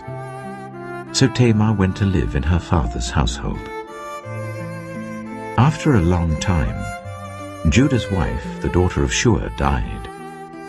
When Judah had recovered from his grief, he went up to Timnah to the men who were shearing his sheep, and his friend Hira the Adullamite went with him. When Tamar was told, "Your father-in-law is on his way to Timnah to shear his sheep," she took off her widow's clothes, covered herself with a veil to disguise herself, and then sat down at the entrance to Enaim, which is on the road to Timnah, for she saw that though Shelah had now grown up, she had not been given to him as his wife. When Judah saw her, he thought she was a prostitute, for she had covered her face. Not realizing that she was his daughter-in-law, he went over to her by the roadside and said, "Come now, let me sleep with you." "And what will you give me to sleep with you?" she asked. "I'll send you a young goat from my flock," he said. "Will you give me something as a pledge until you send it?" she asked. He said, "What pledge should I give you?" "Your seal and its cord and the staff in your hand," she answered. So he gave them to her and slept with her, and she became pregnant by him. After she left, she took off her veil and put on her widow's clothes again. Meanwhile Judah sent the young goat by his friend the Adullamite in order to get his pledge back from the woman, but he did not find her. He asked the men who lived there, "Where is the shrine prostitute who was beside the road at Enaim?" "There hasn't been any shrine prostitute here," they said. So he went back to Judah and said, "I didn't find her. Besides, the men who lived there said, 'There hasn't been any shrine prostitute here.'" Then Judah said, "Let her keep what she has, or we will become a laughingstock. After all, I did send her this young goat, but you didn't find her." About 3 months later, Judah was told, "Your daughter-in-law Tamar is guilty of prostitution, and as a result she is now pregnant." Judah said, "Bring her out, and let her be burned to death." As she was being brought out, she sent a message to her father-in-law. "I am pregnant by the man who owns these," she said. And she added, "See if you recognize whose seal and cord and staff these are." Judah recognized them and said, "She is more righteous than I, since I wouldn't give her to my son Shelah." And he did not sleep with her again. When the time came for her to give birth, there were twin boys in her womb. As she was giving birth, one of them put out his hand. So the midwife took a scarlet thread and tied it on his wrist and said, "This one came out first." But when he drew back his hand, his brother came out, and she said, "So this is how you've broken out." And he was named Perez. Then his brother who had the scarlet thread on his wrist came out, and he was named Zerah. Genesis chapter 39. Now Joseph had been taken down to Egypt. Potiphar, an Egyptian who was one of Pharaoh's officials, the captain of the guard, bought him from the Ishmaelites who had taken him there. The Lord was with Joseph, so that he prospered, and he lived in the house of his Egyptian master. When his master saw that the Lord was with him, and that the Lord gave him success in everything he did, Joseph found favor in his eyes and became his attendant. Potiphar put him in charge of his household, and he entrusted to his care everything he owned. From the time he put him in charge of his household and of all that he owned, the Lord blessed the household of the Egyptian because of Joseph. The blessing of the Lord was on everything Potiphar had, both in the house and in the field. So Potiphar left everything he had in Joseph's care.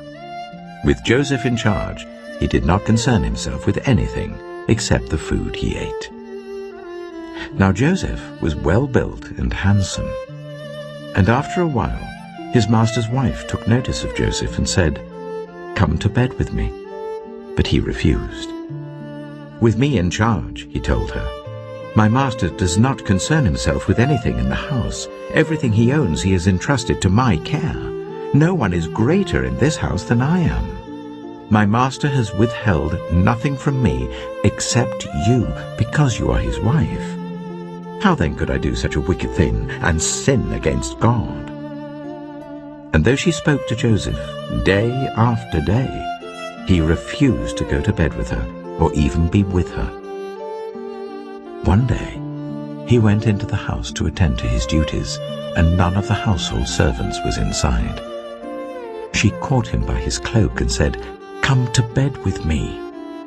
But he left his cloak in her hand and ran out of the house. When she saw that he had left his cloak in her hand and had run out of the house, she called her household servants. "Look," she said to them, "this Hebrew has been brought to us to make sport of us. He came in here to sleep with me, but I screamed. When he heard me scream for help, he left his cloak beside me and ran out of the house." She kept his cloak beside her until his master came home. Then she told him this story. "That Hebrew slave you brought us came to me to make sport of me. But as soon as I screamed for help, he left his cloak beside me and ran out of the house." When his master heard the story his wife told him, saying, "This is how your slave treated me," he burned with anger. Joseph's master took him and put him in prison, the place where the king's prisoners were confined. But while Joseph was there in the prison, the Lord was with him. He showed him kindness and granted him favor in the eyes of the prison warden. So the warden put Joseph in charge of all those held in the prison, and he was made responsible for all that was done there. The warden paid no attention to anything under Joseph's care, because the Lord was with Joseph and gave him success in whatever he did. Genesis chapter 40. Sometime later, the cupbearer and the baker of the king of Egypt offended their master, the king of Egypt. Pharaoh was angry with his two officials, the chief cupbearer and the chief baker, and put them in custody in the house of the captain of the guard, in the same prison where Joseph was confined. The captain of the guard assigned them to Joseph, and he attended them. After they had been in custody for some time, each of the two men, the cupbearer and the baker of the king of Egypt, who were being held in prison, had a dream the same night, and each dream had a meaning of its own. When Joseph came to them the next morning, he saw that they were dejected. So he asked Pharaoh's officials who were in custody with him in his master's house, "Why do you look so sad today?" "We both had dreams," they answered, "but there is no one to interpret them." Then Joseph said to them, "Do not interpretations belong to God? Tell me your dreams." So the chief cupbearer told Joseph his dream. He said to him, "In my dream I saw a vine in front of me, and on the vine were 3 branches.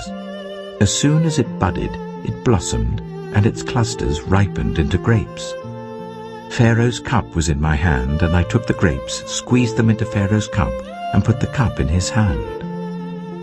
"This is what it means," Joseph said to him. "The 3 branches are 3 days. Within 3 days, Pharaoh will lift up your head and restore you to your position, and you will put Pharaoh's cup in his hand, just as you used to do when you were his cupbearer. But when all goes well with you, remember me and show me kindness. Mention me to Pharaoh and get me out of this prison. I was forcibly carried off from the land of the Hebrews, and even here I've done nothing to deserve being put in a dungeon." When the chief baker saw that Joseph had given a favorable interpretation, he said to Joseph, "I too had a dream. On my head were 3 baskets of bread. In the top basket were all kinds of baked goods for Pharaoh, but the birds were eating them out of the basket on my head." "This is what it means," Joseph said. "The 3 baskets are 3 days. Within 3 days, Pharaoh will lift off your head and impale your body on a pole, and the birds will eat away your flesh." Now the 3rd day was Pharaoh's birthday, and he gave a feast for all his officials. He lifted up the heads of the chief cupbearer and the chief baker in the presence of his officials. He restored the chief cupbearer to his position, so that he once again put the cup into Pharaoh's hand. But he impaled the chief baker, just as Joseph had said to them in his interpretation. The chief cupbearer, however, did not remember Joseph. He forgot him. Genesis chapter 41. When 2 full years had passed, Pharaoh had a dream. He was standing by the Nile, when out of the river there came up 7 cows, sleek and fat, and they grazed among the reeds. After them 7 other cows, ugly and gaunt, came up out of the Nile and stood beside those on the riverbank. And the cows that were ugly and gaunt ate up the 7 sleek, fat cows. Then Pharaoh woke up. He fell asleep again and had a second dream. 7 ears of corn, healthy and good, were growing on a single stalk. After them 7 other ears of corn sprouted, thin and scorched by the east wind. The thin ears of corn swallowed up the 7 healthy, full ears. Then Pharaoh woke up. It had been a dream. In the morning his mind was troubled. So he sent for all the magicians and wise men of Egypt. Pharaoh told them his dreams, but no one could interpret them for him. Then the chief cupbearer said to Pharaoh, "Today I'm reminded of my shortcomings. Pharaoh was once angry with his servants, and he imprisoned me and the chief baker in the house of the captain of the guard. Each of us had a dream the same night, and each dream had a meaning of its own. Now a young Hebrew was there with us, a servant of the captain of the guard. We told him our dreams, and he interpreted them for us, giving each man the interpretation of his dream. And things turned out exactly as he interpreted them to us. I was restored to my position, and the other man was impaled." So Pharaoh sent for Joseph, and he was quickly brought from the dungeon. When he had shaved and changed his clothes, he came before Pharaoh. Pharaoh said to Joseph, "I had a dream, and no one can interpret it. But I've heard it said of you that when you hear a dream, you can interpret it." "I cannot do it," Joseph replied to Pharaoh, "but God will give Pharaoh the answer he desires." Then Pharaoh said to Joseph, "In my dream I was standing on the bank of the Nile, when out of the river there came up 7 cows, fat and sleek, and they grazed among the reeds. After them 7 other cows came up, scrawny and very ugly and lean. I had never seen such ugly cows in all the land of Egypt. The lean, ugly cows ate up the 7 fat cows that came up first. But even after they ate them, no one could tell that they had done so. They looked just as ugly as before. Then I woke up. In my dream I saw 7 ears of corn, full and good, growing on a single stalk. After them 7 other ears sprouted, withered and thin and scorched by the east wind. The thin ears of corn swallowed up the 7 good ears. I told this to the magicians, but none of them could explain it to me." Then Joseph said to Pharaoh, "The dreams of Pharaoh are one and the same. God has revealed to Pharaoh what he is about to do. The 7 good cows are 7 years, and the 7 good ears of corn are 7 years. It is one and the same dream. The 7 lean, ugly cows that came up afterward are 7 years, and so are the 7 worthless ears of corn scorched by the east wind. They are 7 years of famine. It is just as I said to Pharaoh. God has shown Pharaoh what he is about to do. 7 years of great abundance are coming throughout the land of Egypt, but 7 years of famine will follow them. Then all the abundance in Egypt will be forgotten, and the famine will ravage the land. The abundance in the land will not be remembered, because the famine that follows it will be so severe. The reason the dream was given to Pharaoh in 2 forms is that the matter has been firmly decided by God, and God will do it soon. And now let Pharaoh look for a discerning and wise man, and put him in charge of the land of Egypt. Let Pharaoh appoint commissioners over the land to take 1/5 of the harvest of Egypt during the 7 years of abundance. They should collect all the food of these good years that are coming and store up the grain under the authority of Pharaoh to be kept in the cities for food. This food should be held in reserve for the country, to be used during the 7 years of famine that will come upon Egypt, so that the country may not be ruined by the famine. The plan seemed good to Pharaoh and to all his officials. So Pharaoh asked them, "Can we find anyone like this man, one in whom is the Spirit of God?" Then Pharaoh said to Joseph, "Since God has made all this known to you, there is no one so discerning and wise as you. You shall be put in charge of my palace, and all my people are to submit to your orders. Only with respect to the throne will I be greater than you." So Pharaoh said to Joseph, "I hereby put you in charge of the whole land of Egypt." Then Pharaoh took his signet ring from his finger and put it on Joseph's finger. He dressed him in robes of fine linen and put a gold chain around his neck.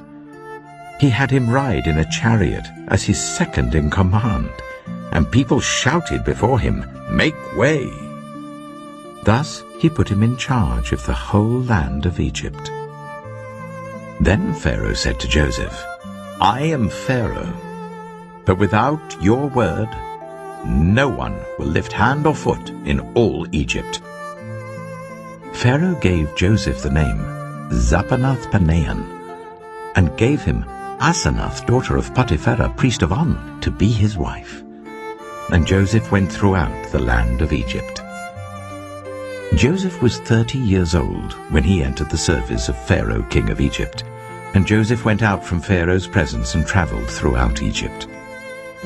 During the 7 years of abundance, the land produced plentifully. Joseph collected all the food produced in those 7 years of abundance in Egypt and stored it in the cities. In each city he put the food grown in the fields surrounding it. Joseph stored up huge quantities of grain like the sand of the sea.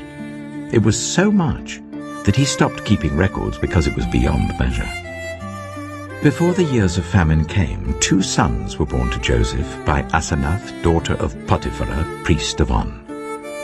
Joseph named his firstborn Manasseh, and said, "It is because God has made me forget all my trouble and all my father's household."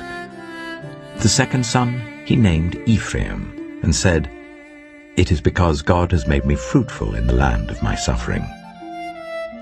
The 7 years of abundance in Egypt came to an end, and the 7 years of famine began, just as Joseph had said. There was famine in all the other lands, but in the whole land of Egypt there was food. When all Egypt began to feel the famine, the people cried to Pharaoh for food. Then Pharaoh told all the Egyptians, "Go to Joseph and do what he tells you." When the famine had spread over the whole country, Joseph opened all the storehouses and sold grain to the Egyptians, for the famine was severe throughout Egypt. And all the world came to Egypt to buy grain from Joseph, because the famine was severe everywhere. Genesis chapter 42. When Jacob learned that there was grain in Egypt, he said to his sons, "Why do you just keep looking at each other?" He continued, "I have heard that there is grain in Egypt. Go down there and buy some for us, so that we may live and not die." Then 10 of Joseph's brothers went down to buy grain from Egypt. But Jacob did not send Benjamin, Joseph's brother, with the others, because he was afraid that harm might come to him. So Israel's sons were among those who went to buy grain, for there was famine in the land of Canaan also. Now Joseph was the governor of the land, the person who sold grain to all its people. So when Joseph's brothers arrived, they bowed down to him with their faces to the ground. As soon as Joseph saw his brothers, he recognized them, but he pretended to be a stranger and spoke harshly to them. "Where do you come from?" he asked. "From the land of Canaan," they replied, "to buy food." Although Joseph recognized his brothers, they did not recognize him. Then he remembered his dreams about them and said to them, "You are spies. You have come to see where our land is unprotected." "No, my lord," they answered. "Your servants have come to buy food. We are all the sons of one man. Your servants are honest men, not spies." "No," he said to them. "You have come to see where our land is unprotected." But they replied, Your servants were 12 brothers, the sons of one man who lives in the land of Canaan. The youngest is now with our father, and one is no more." Joseph said to them, "It is just as I told you. You are spies. And this is how you will be tested. As surely as Pharaoh lives, you will not leave this place unless your youngest brother comes here. Send one of your number to get your brother. The rest of you will be kept in prison, so that your words may be tested to see if you are telling the truth. If you are not, then as surely as Pharaoh lives, you are spies." And he put them all in custody for 3 days. On the 3rd day, Joseph said to them, "Do this, and you will live, for I fear God. If you are honest men, let one of your brothers stay here in prison, while the rest of you go and take grain back for your starving households. But you must bring your youngest brother to me, so that your words may be verified, and that you may not die." This they proceeded to do. They said to one another, "Surely we are being punished because of our brother. We saw how distressed he was when he pleaded with us for his life, but we would not listen. That's why this distress has come on us." Reuben replied, "Didn't I tell you not to sin against the boy? But you wouldn't listen. Now we must give an accounting for his blood." They did not realize that Joseph could understand them, since he was using an interpreter. He turned away from them and began to weep, but then came back and spoke to them again. He had Simeon taken from them and bound before their eyes. Joseph gave orders to fill their bags with grain, to put each man's silver back in his sack, and to give them provisions for their journey. After this was done for them, they loaded their grain on their donkeys and left. At the place where they stopped for the night, one of them opened his sack to get feed for his donkey, and he saw his silver in the mouth of his sack. "My silver has been returned," he said to his brothers. "Here it is in my sack." Their hearts sank, and they turned to each other trembling and said, "What is this that God has done to us?" When they came to their father Jacob in the land of Canaan, they told him all that had happened to them. They said, "The man who is lord over the land spoke harshly to us and treated us as though we were spying on the land. But we said to him, 'We are honest men, we're not spies. We were 12 brothers, sons of one father. One is no more, and the youngest is now with our father in Canaan.' Then the man who is lord over the land said to us, 'This is how I will know whether you are honest men. Leave one of your brothers here with me and take food for your starving households and go. But bring your youngest brother to me, so I will know that you are not spies, but honest men. Then I will give your brother back to you, and you can trade in the land.' As they were emptying their sacks, there in each man's sack was his pouch of silver. When they and their father saw the money pouches, they were frightened. Their father Jacob said to them, 'You have deprived me of my children. Joseph is no more, and Simeon is no more. And now you want to take Benjamin? Everything is against me.' Then Reuben said to his father, 'You may put both of my sons to death if I do not bring him back to you. Entrust him to my care, and I will bring him back.' But Jacob said, 'My son will not go down there with you. His brother is dead, and he is the only one left. If harm comes to him on the journey you are taking, you will bring my gray head down to the grave in sorrow.'" Genesis chapter 43. Now the famine was still severe in the land. So when they had eaten all the grain they had brought from Egypt, their father said to them, "Go back and buy us a little more food."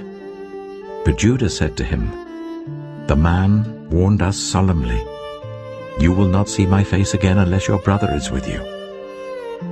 If you will send our brother along with us, we will go down and buy food for you. But if you will not send him, we will not go down, because the man said to us, 'You will not see my face again unless your brother is with you.'" Israel asked, "Why did you bring this trouble on me by telling the man you had another brother?" They replied, The man questioned us closely about ourselves and our family. "Is your father still living?" he asked us. "Do you have another brother?" We simply answered his questions. How were we to know he would say, "Bring your brother down here"? Then Judah said to Israel his father, "Send the boy along with me, and we will go at once, so that we and you and our children may live and not die. I myself will guarantee his safety. You can hold me personally responsible for him. If I do not bring him back to you and set him here before you, I will bear the blame before you all my life. As it is, if we had not delayed, we could have gone and returned twice." Then their father Israel said to them, "If it must be, then do this. Put some of the best products of the land in your bags and take them down to the man as a gift. A little balm and a little honey, some spices and myrrh, some pistachio nuts and almonds. Take double the amount of silver with you, for you must return the silver that was put back into the mouths of your sacks. Perhaps it was a mistake. Take your brother also, and go back to the man at once. And may God Almighty grant you mercy before the man, so that he will let your other brother and Benjamin come back with you. As for me, if I am bereaved, I am bereaved." So the men took the gifts and double the amount of silver, and Benjamin also. They hurried down to Egypt and presented themselves to Joseph. When Joseph saw Benjamin with them, he said to the steward of his house, "Take these men to my house, slaughter an animal and prepare a meal. They are to eat with me at noon." The man did as Joseph told him and took the men to Joseph's house. Now the men were frightened when they were taken to his house. They thought, "We were brought here because of the silver that was put back into our sacks the first time. He wants to attack us and overpower us and seize us as slaves and take our donkeys." So they went up to Joseph's steward and spoke to him at the entrance to the house. "We beg your pardon, our lord," they said. "We came down here the first time to buy food, but at the place where we stopped for the night we opened our sacks and each of us found his silver, the exact weight, in the mouth of his sack. So we have brought it back with us. We have also brought additional silver with us to buy food. We don't know who put our silver in our sacks." "It's all right," he said. "Don't be afraid. Your God, the God of your father, has given you treasure in your sacks. I received your silver." Then he brought Simeon out to them. The steward took the men into Joseph's house, gave them water to wash their feet, and provided fodder for their donkeys. They prepared their gifts for Joseph's arrival at noon, because they had heard that they were to eat there. When Joseph came home, they presented to him the gifts they had brought into the house, and they bowed down before him to the ground. He asked them how they were, and then he said, "How is your aged father you told me about? Is he still living?" They replied, "Your servant our father is still alive and well," and they bowed down, prostrating themselves before him. As he looked about and saw his brother Benjamin, his own mother's son, he asked, "Is this your youngest brother, the one you told me about?" And he said, "God be gracious to you, my son." Deeply moved at the sight of his brother, Joseph hurried out and looked for a place to weep. He went into his private room and wept there. After he had washed his face, he came out and, controlling himself, said, "Serve the food." They served him by himself, the brothers by themselves, and the Egyptians who ate with him by themselves, because Egyptians could not eat with Hebrews, for that is detestable to Egyptians. The men had been seated before him in the order of their ages, from the firstborn to the youngest, and they looked at each other in astonishment. When portions were served to them from Joseph's table, Benjamin's portion was 5 times as much as anyone else's.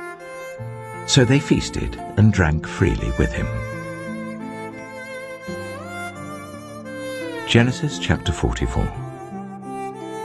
Now Joseph gave these instructions to the steward of his house. Fill the men's sacks with as much food as they can carry, and put each man's silver in the mouth of his sack. Then put my cup, the silver one, in the mouth of the youngest one's sack, along with the silver for his grain. And he did as Joseph said. As morning dawned, the men were sent on their way with their donkeys. They had not gone far from the city when Joseph said to his steward, "Go after those men at once, and when you catch up with them, say to them, 'Why have you repaid good with evil? Isn't this the cup my master drinks from, and also uses for divination? This is a wicked thing you have done.'" When he caught up with them, he repeated these words to them. But they said to him, "Why does my lord say such things? Far be it from your servants to do anything like that. We even brought back to you from the land of Canaan the silver we found inside the mouths of our sacks. So why would we steal silver or gold from your master's house? If any of your servants is found to have it, he will die, and the rest of us will become my lord's slaves." "Very well then," he said, "let it be as you say. Whoever is found to have it will become my slave. The rest of you will be free from blame." Each of them quickly lowered his sack to the ground and opened it. Then the steward proceeded to search, beginning with the oldest and ending with the youngest. And the cup was found in Benjamin's sack. At this they tore their clothes. Then they all loaded their donkeys and returned to the city. Joseph was still in the house when Judah and his brothers came in, and they threw themselves to the ground before him. Joseph said to them, "What is this you have done? Don't you know that a man like me can find things out by divination?" "What can we say to my lord?" Judah replied. "What can we say? How can we prove our innocence? God has uncovered your servant's guilt. We are now my lord's slaves, we ourselves and the one who was found to have the cup." But Joseph said, "Far be it from me to do such a thing. Only the man who was found to have the cup will become my slave. The rest of you, go back to your father in peace." Then Judah went up to him and said, "Pardon your servant, my lord. Let me speak a word to my lord. Do not be angry with your servant, though you are equal to Pharaoh himself. My lord asked his servants, 'Do you have a father or a brother?' And we answered, 'We have an aged father, and there is a young son born to him in his old age. His brother is dead, and he is the only one of his mother's sons left, and his father loves him.' Then you said to your servants, 'Bring him down to me so I can see him for myself.' And we said to my lord, 'The boy cannot leave his father. If he leaves him, his father will die.' But you told your servants, 'Unless your youngest brother comes down with you, you will not see my face again.' When we went back to your servant, my father, we told him what my lord had said. Then our father said, 'Go back and buy a little more food.' But we said, 'We cannot go down. Only if our youngest brother is with us will we go. We cannot see the man's face unless our youngest brother is with us.' Your servant, my father, said to us, 'You know that my wife bore me 2 sons. One of them went away from me, and I said, "He has surely been torn to pieces," and I have not seen him since. If you take this one from me too, and harm comes to him, you will bring my grey head down to the grave in misery. So now, if the boy is not with us, when I go back to your servant my father, and if my father, whose life is closely bound up with the boy's life, sees that the boy isn't there, he will die. Your servants will bring the grey head of our father down to the grave in sorrow. Your servant guaranteed the boy's safety to my father. I said, if I do not bring him back to you, I will bear the blame before you, my father, all my life. Now then, please let your servant remain here as my lord's slave in place of the boy, and let the boy return with his brothers. How can I go back to my father if the boy is not with me? No, Do not let me see the misery that would come on my father. Genesis chapter 45.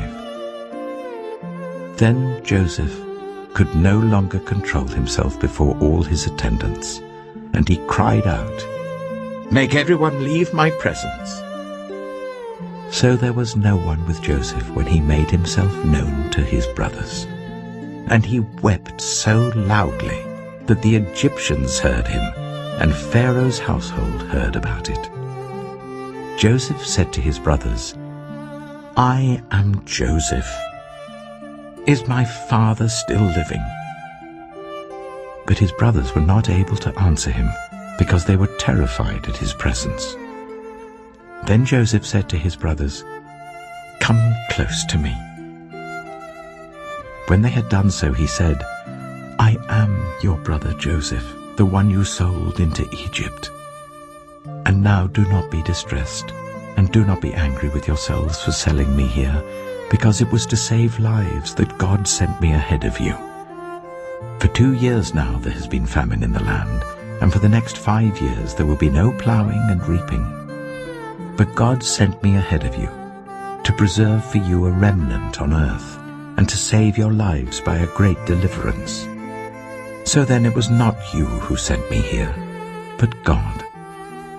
He made me father to Pharaoh, lord of his entire household and ruler of all Egypt. Now hurry back to my father, and say to him, 'This is what your son Joseph says. God has made me lord of all Egypt. Come down to me. Don't delay.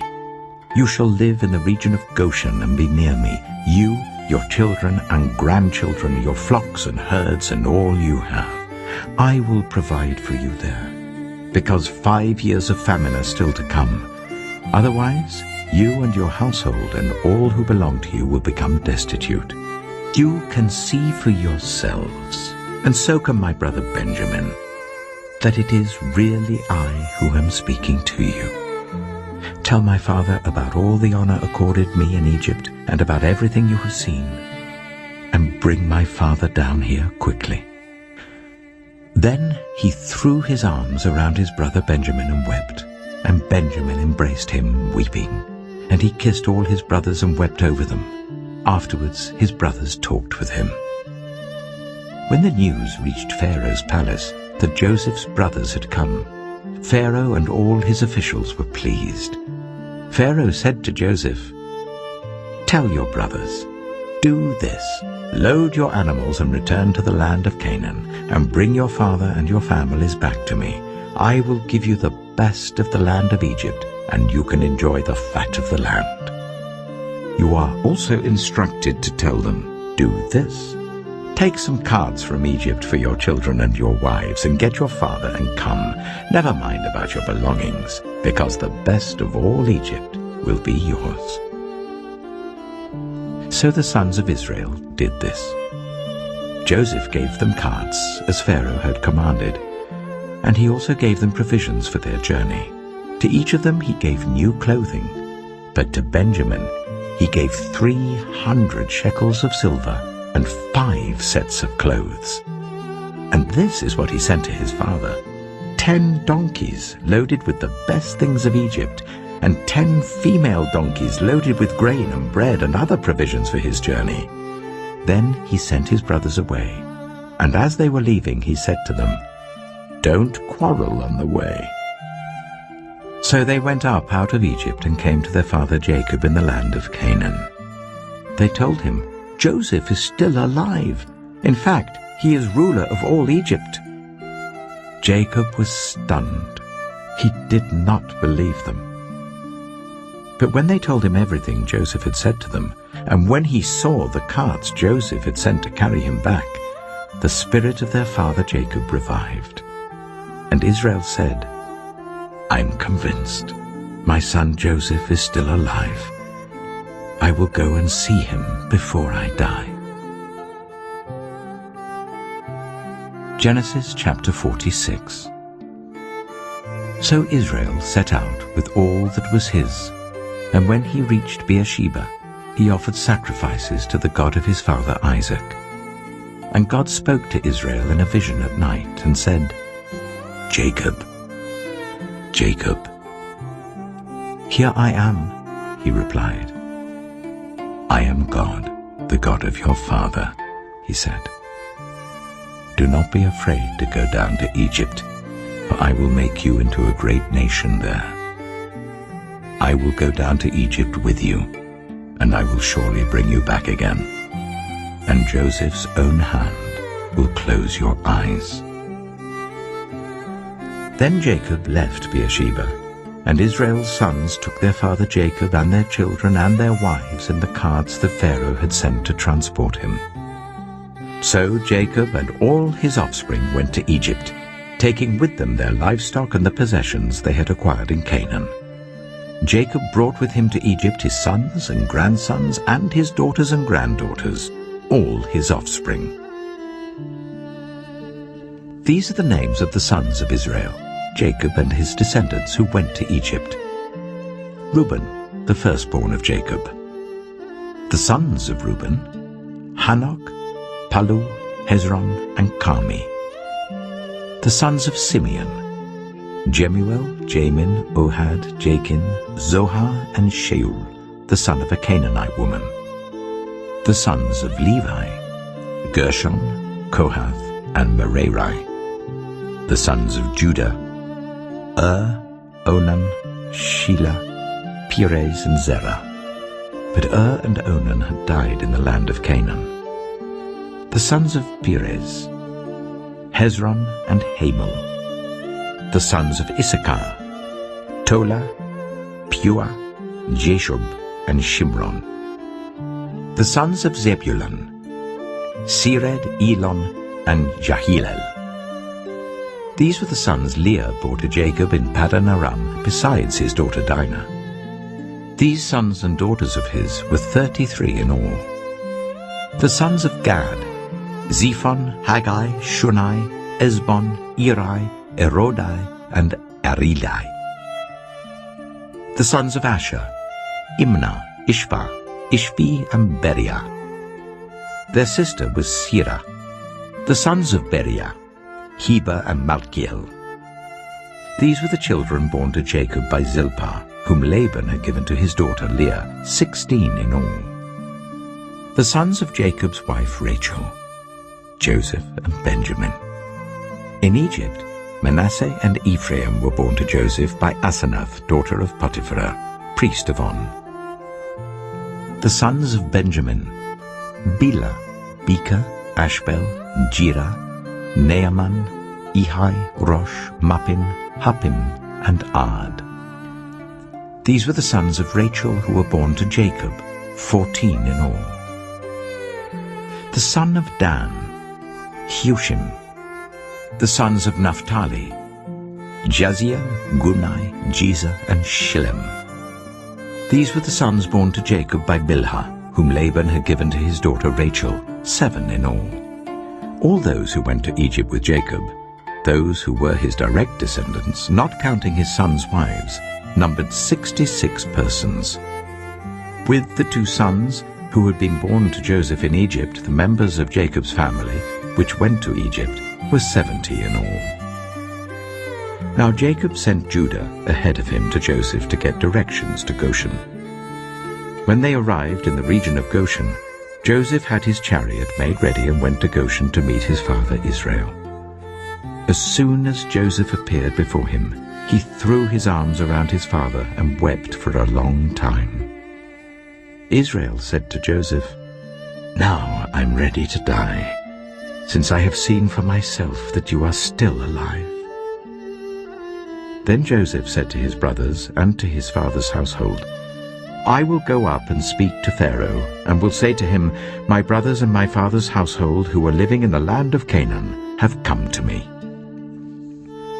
The men are shepherds, they tend livestock, and they have brought along their flocks and herds and everything they own. When Pharaoh calls you in and asks, 'What is your occupation?' you should answer, 'Your servants have tended livestock from our boyhood on, just as our fathers did.' Then you will be allowed to settle in the region of Goshen, for all shepherds are detestable to the Egyptians." Genesis chapter 47. Joseph went and told Pharaoh, "My father and brothers with their flocks and herds and everything they own have come from the land of Canaan and are now in Goshen." He chose 5 of his brothers and presented them before Pharaoh. Pharaoh asked the brothers, "What is your occupation?" "Your servants are shepherds," they replied to Pharaoh, "just as our fathers were." They also said to him, "We have come to live here for a while because the famine is severe in Canaan, and your servants' flocks have no pasture. So now please let your servants settle in Goshen." Pharaoh said to Joseph, "Your father and your brothers have come to you, and the land of Egypt is before you. Settle your father and your brothers in the best part of the land. Let them live in Goshen. And if you know of any among them with special ability, put them in charge of my own livestock." Then Joseph brought his father Jacob in and presented him before Pharaoh. After Jacob blessed Pharaoh, Pharaoh asked him, "How old are you?" And Jacob said to Pharaoh, "The years of my pilgrimage are 130. My years have been few and difficult, and they do not equal the years of the pilgrimage of my fathers." Then Jacob blessed Pharaoh and went out from his presence. So Joseph settled his father and his brothers in Egypt and gave them property in the best part of the land, the district of Ramesses, as Pharaoh directed.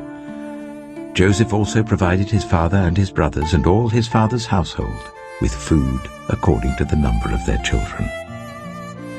There was no food, however, in the whole region because the famine was severe. Both Egypt and Canaan wasted away because of the famine. Joseph collected all the money that was to be found in Egypt and Canaan in payment for the grain that they were buying, and he brought it to Pharaoh's palace. When the money of the people of Egypt and Canaan was gone, all Egypt came to Joseph and said, "Give us food. Why should we die before your eyes? Our money is all gone." "Then bring your livestock," said Joseph. "I will sell you food in exchange for your livestock, since your money is gone."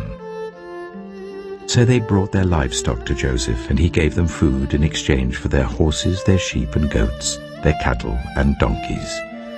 And he brought them through that year with food in exchange for all their livestock.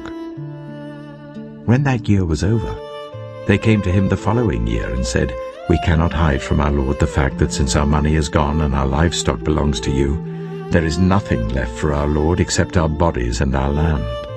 Why should we perish before your eyes, we and our land as well?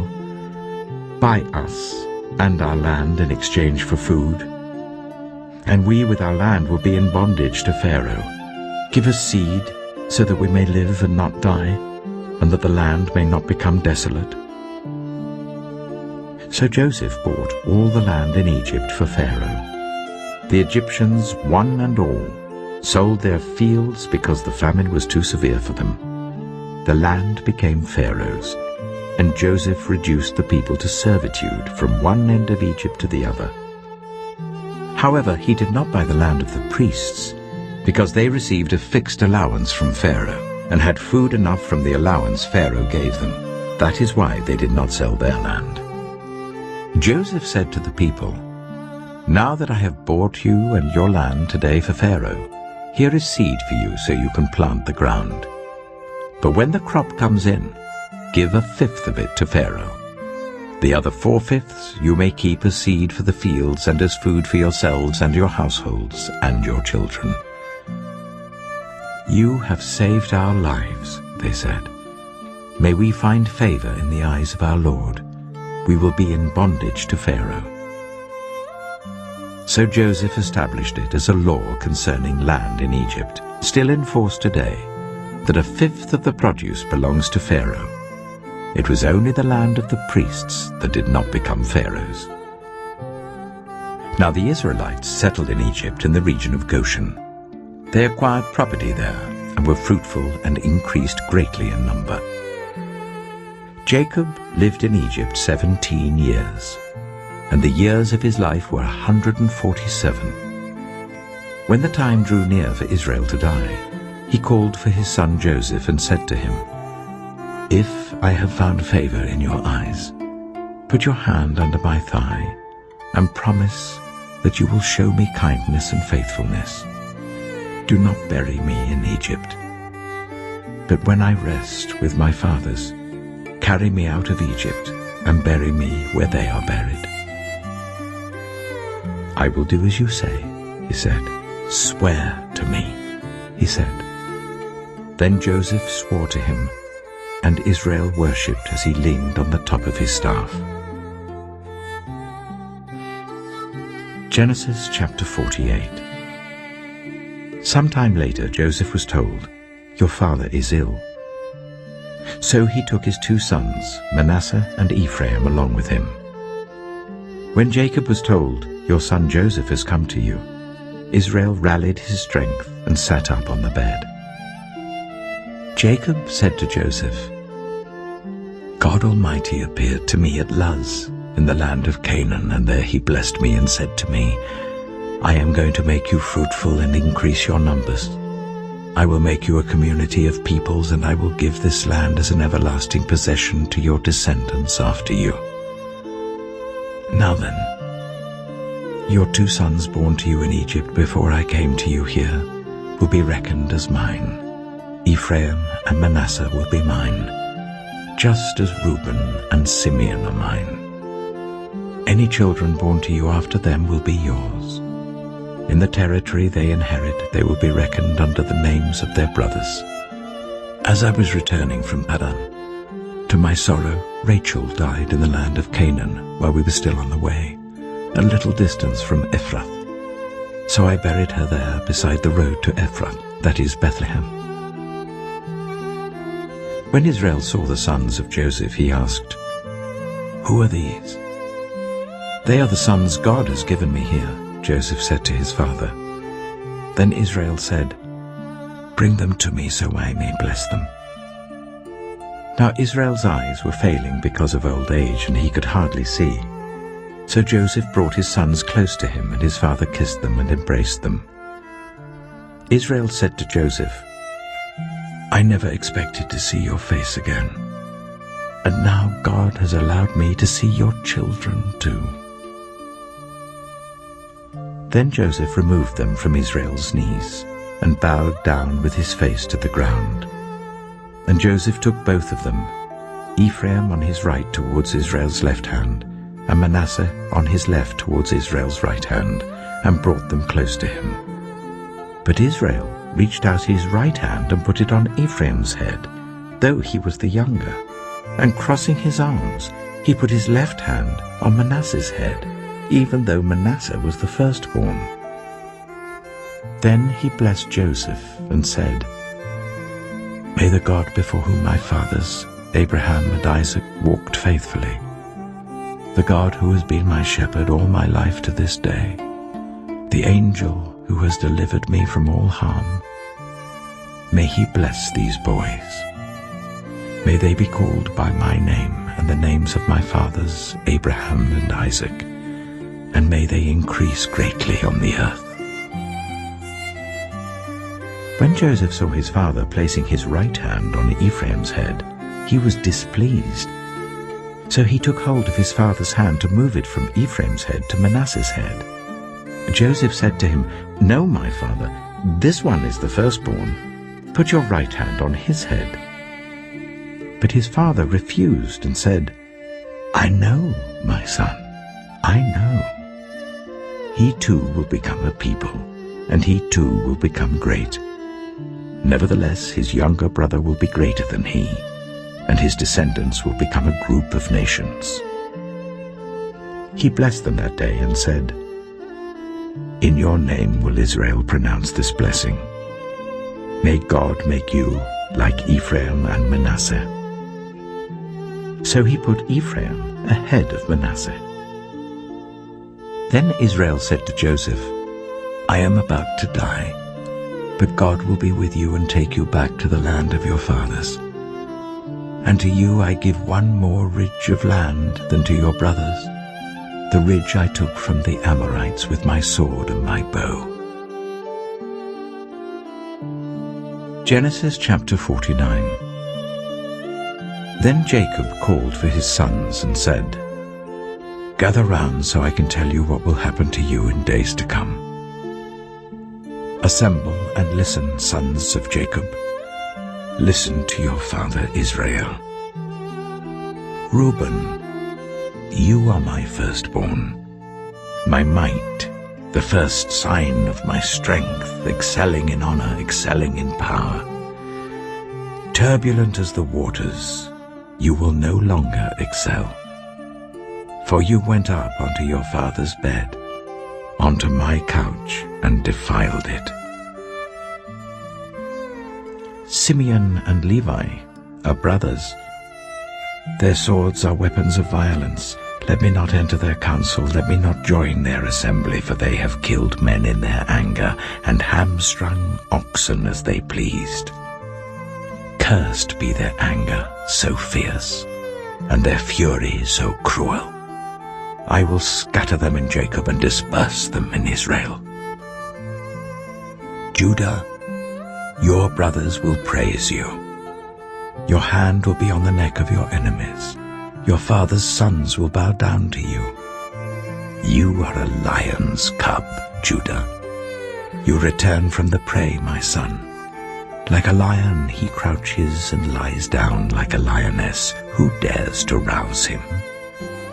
The scepter will not depart from Judah, nor the ruler's staff from between his feet, until he to whom it belongs shall come, and the obedience of the nations shall be his.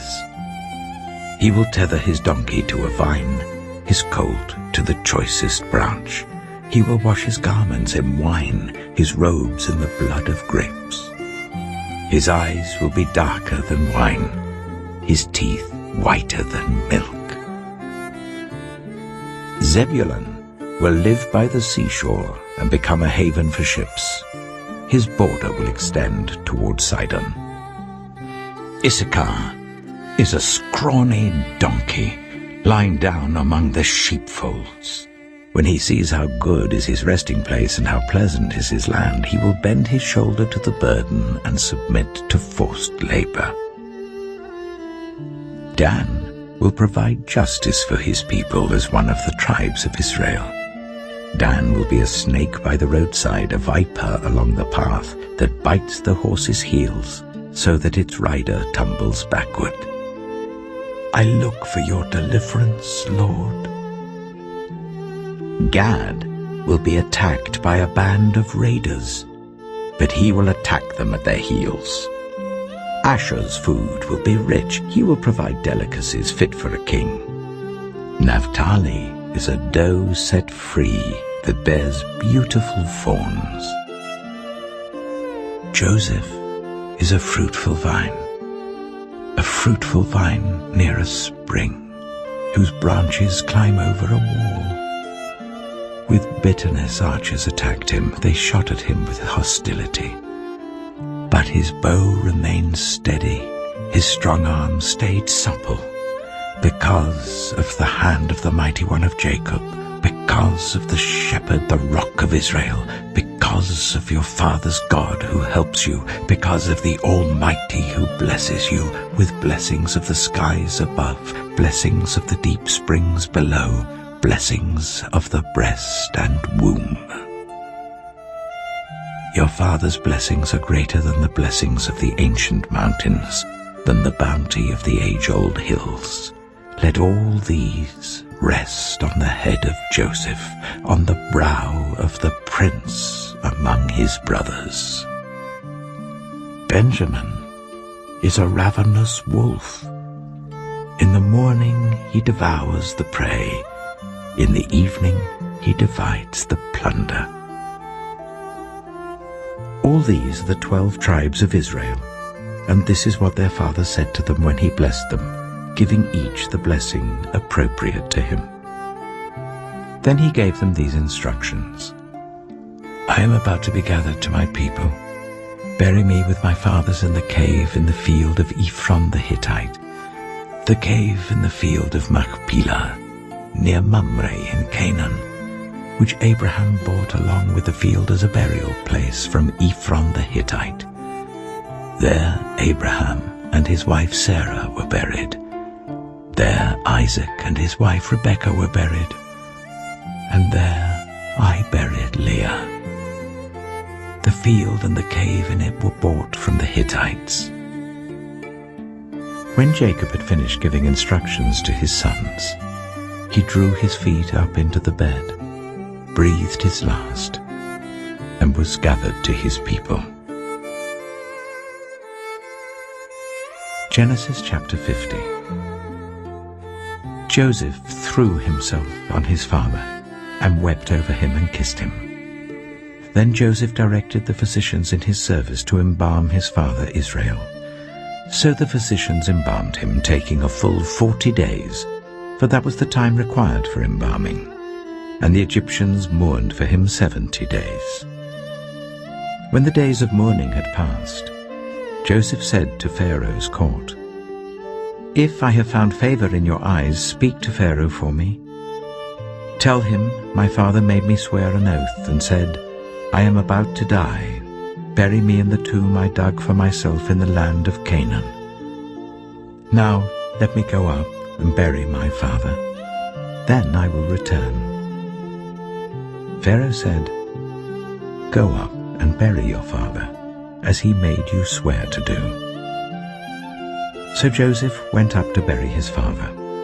All Pharaoh's officials accompanied him, the dignitaries of his court and all the dignitaries of Egypt, besides all members of Joseph's household and his brothers and those belonging to his father's household.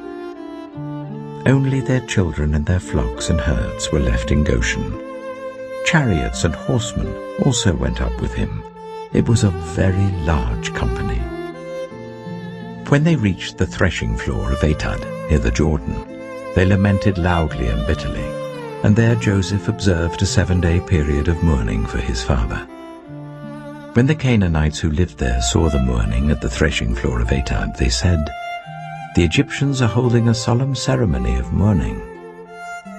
That is why that place near the Jordan is called Abel Mizraim.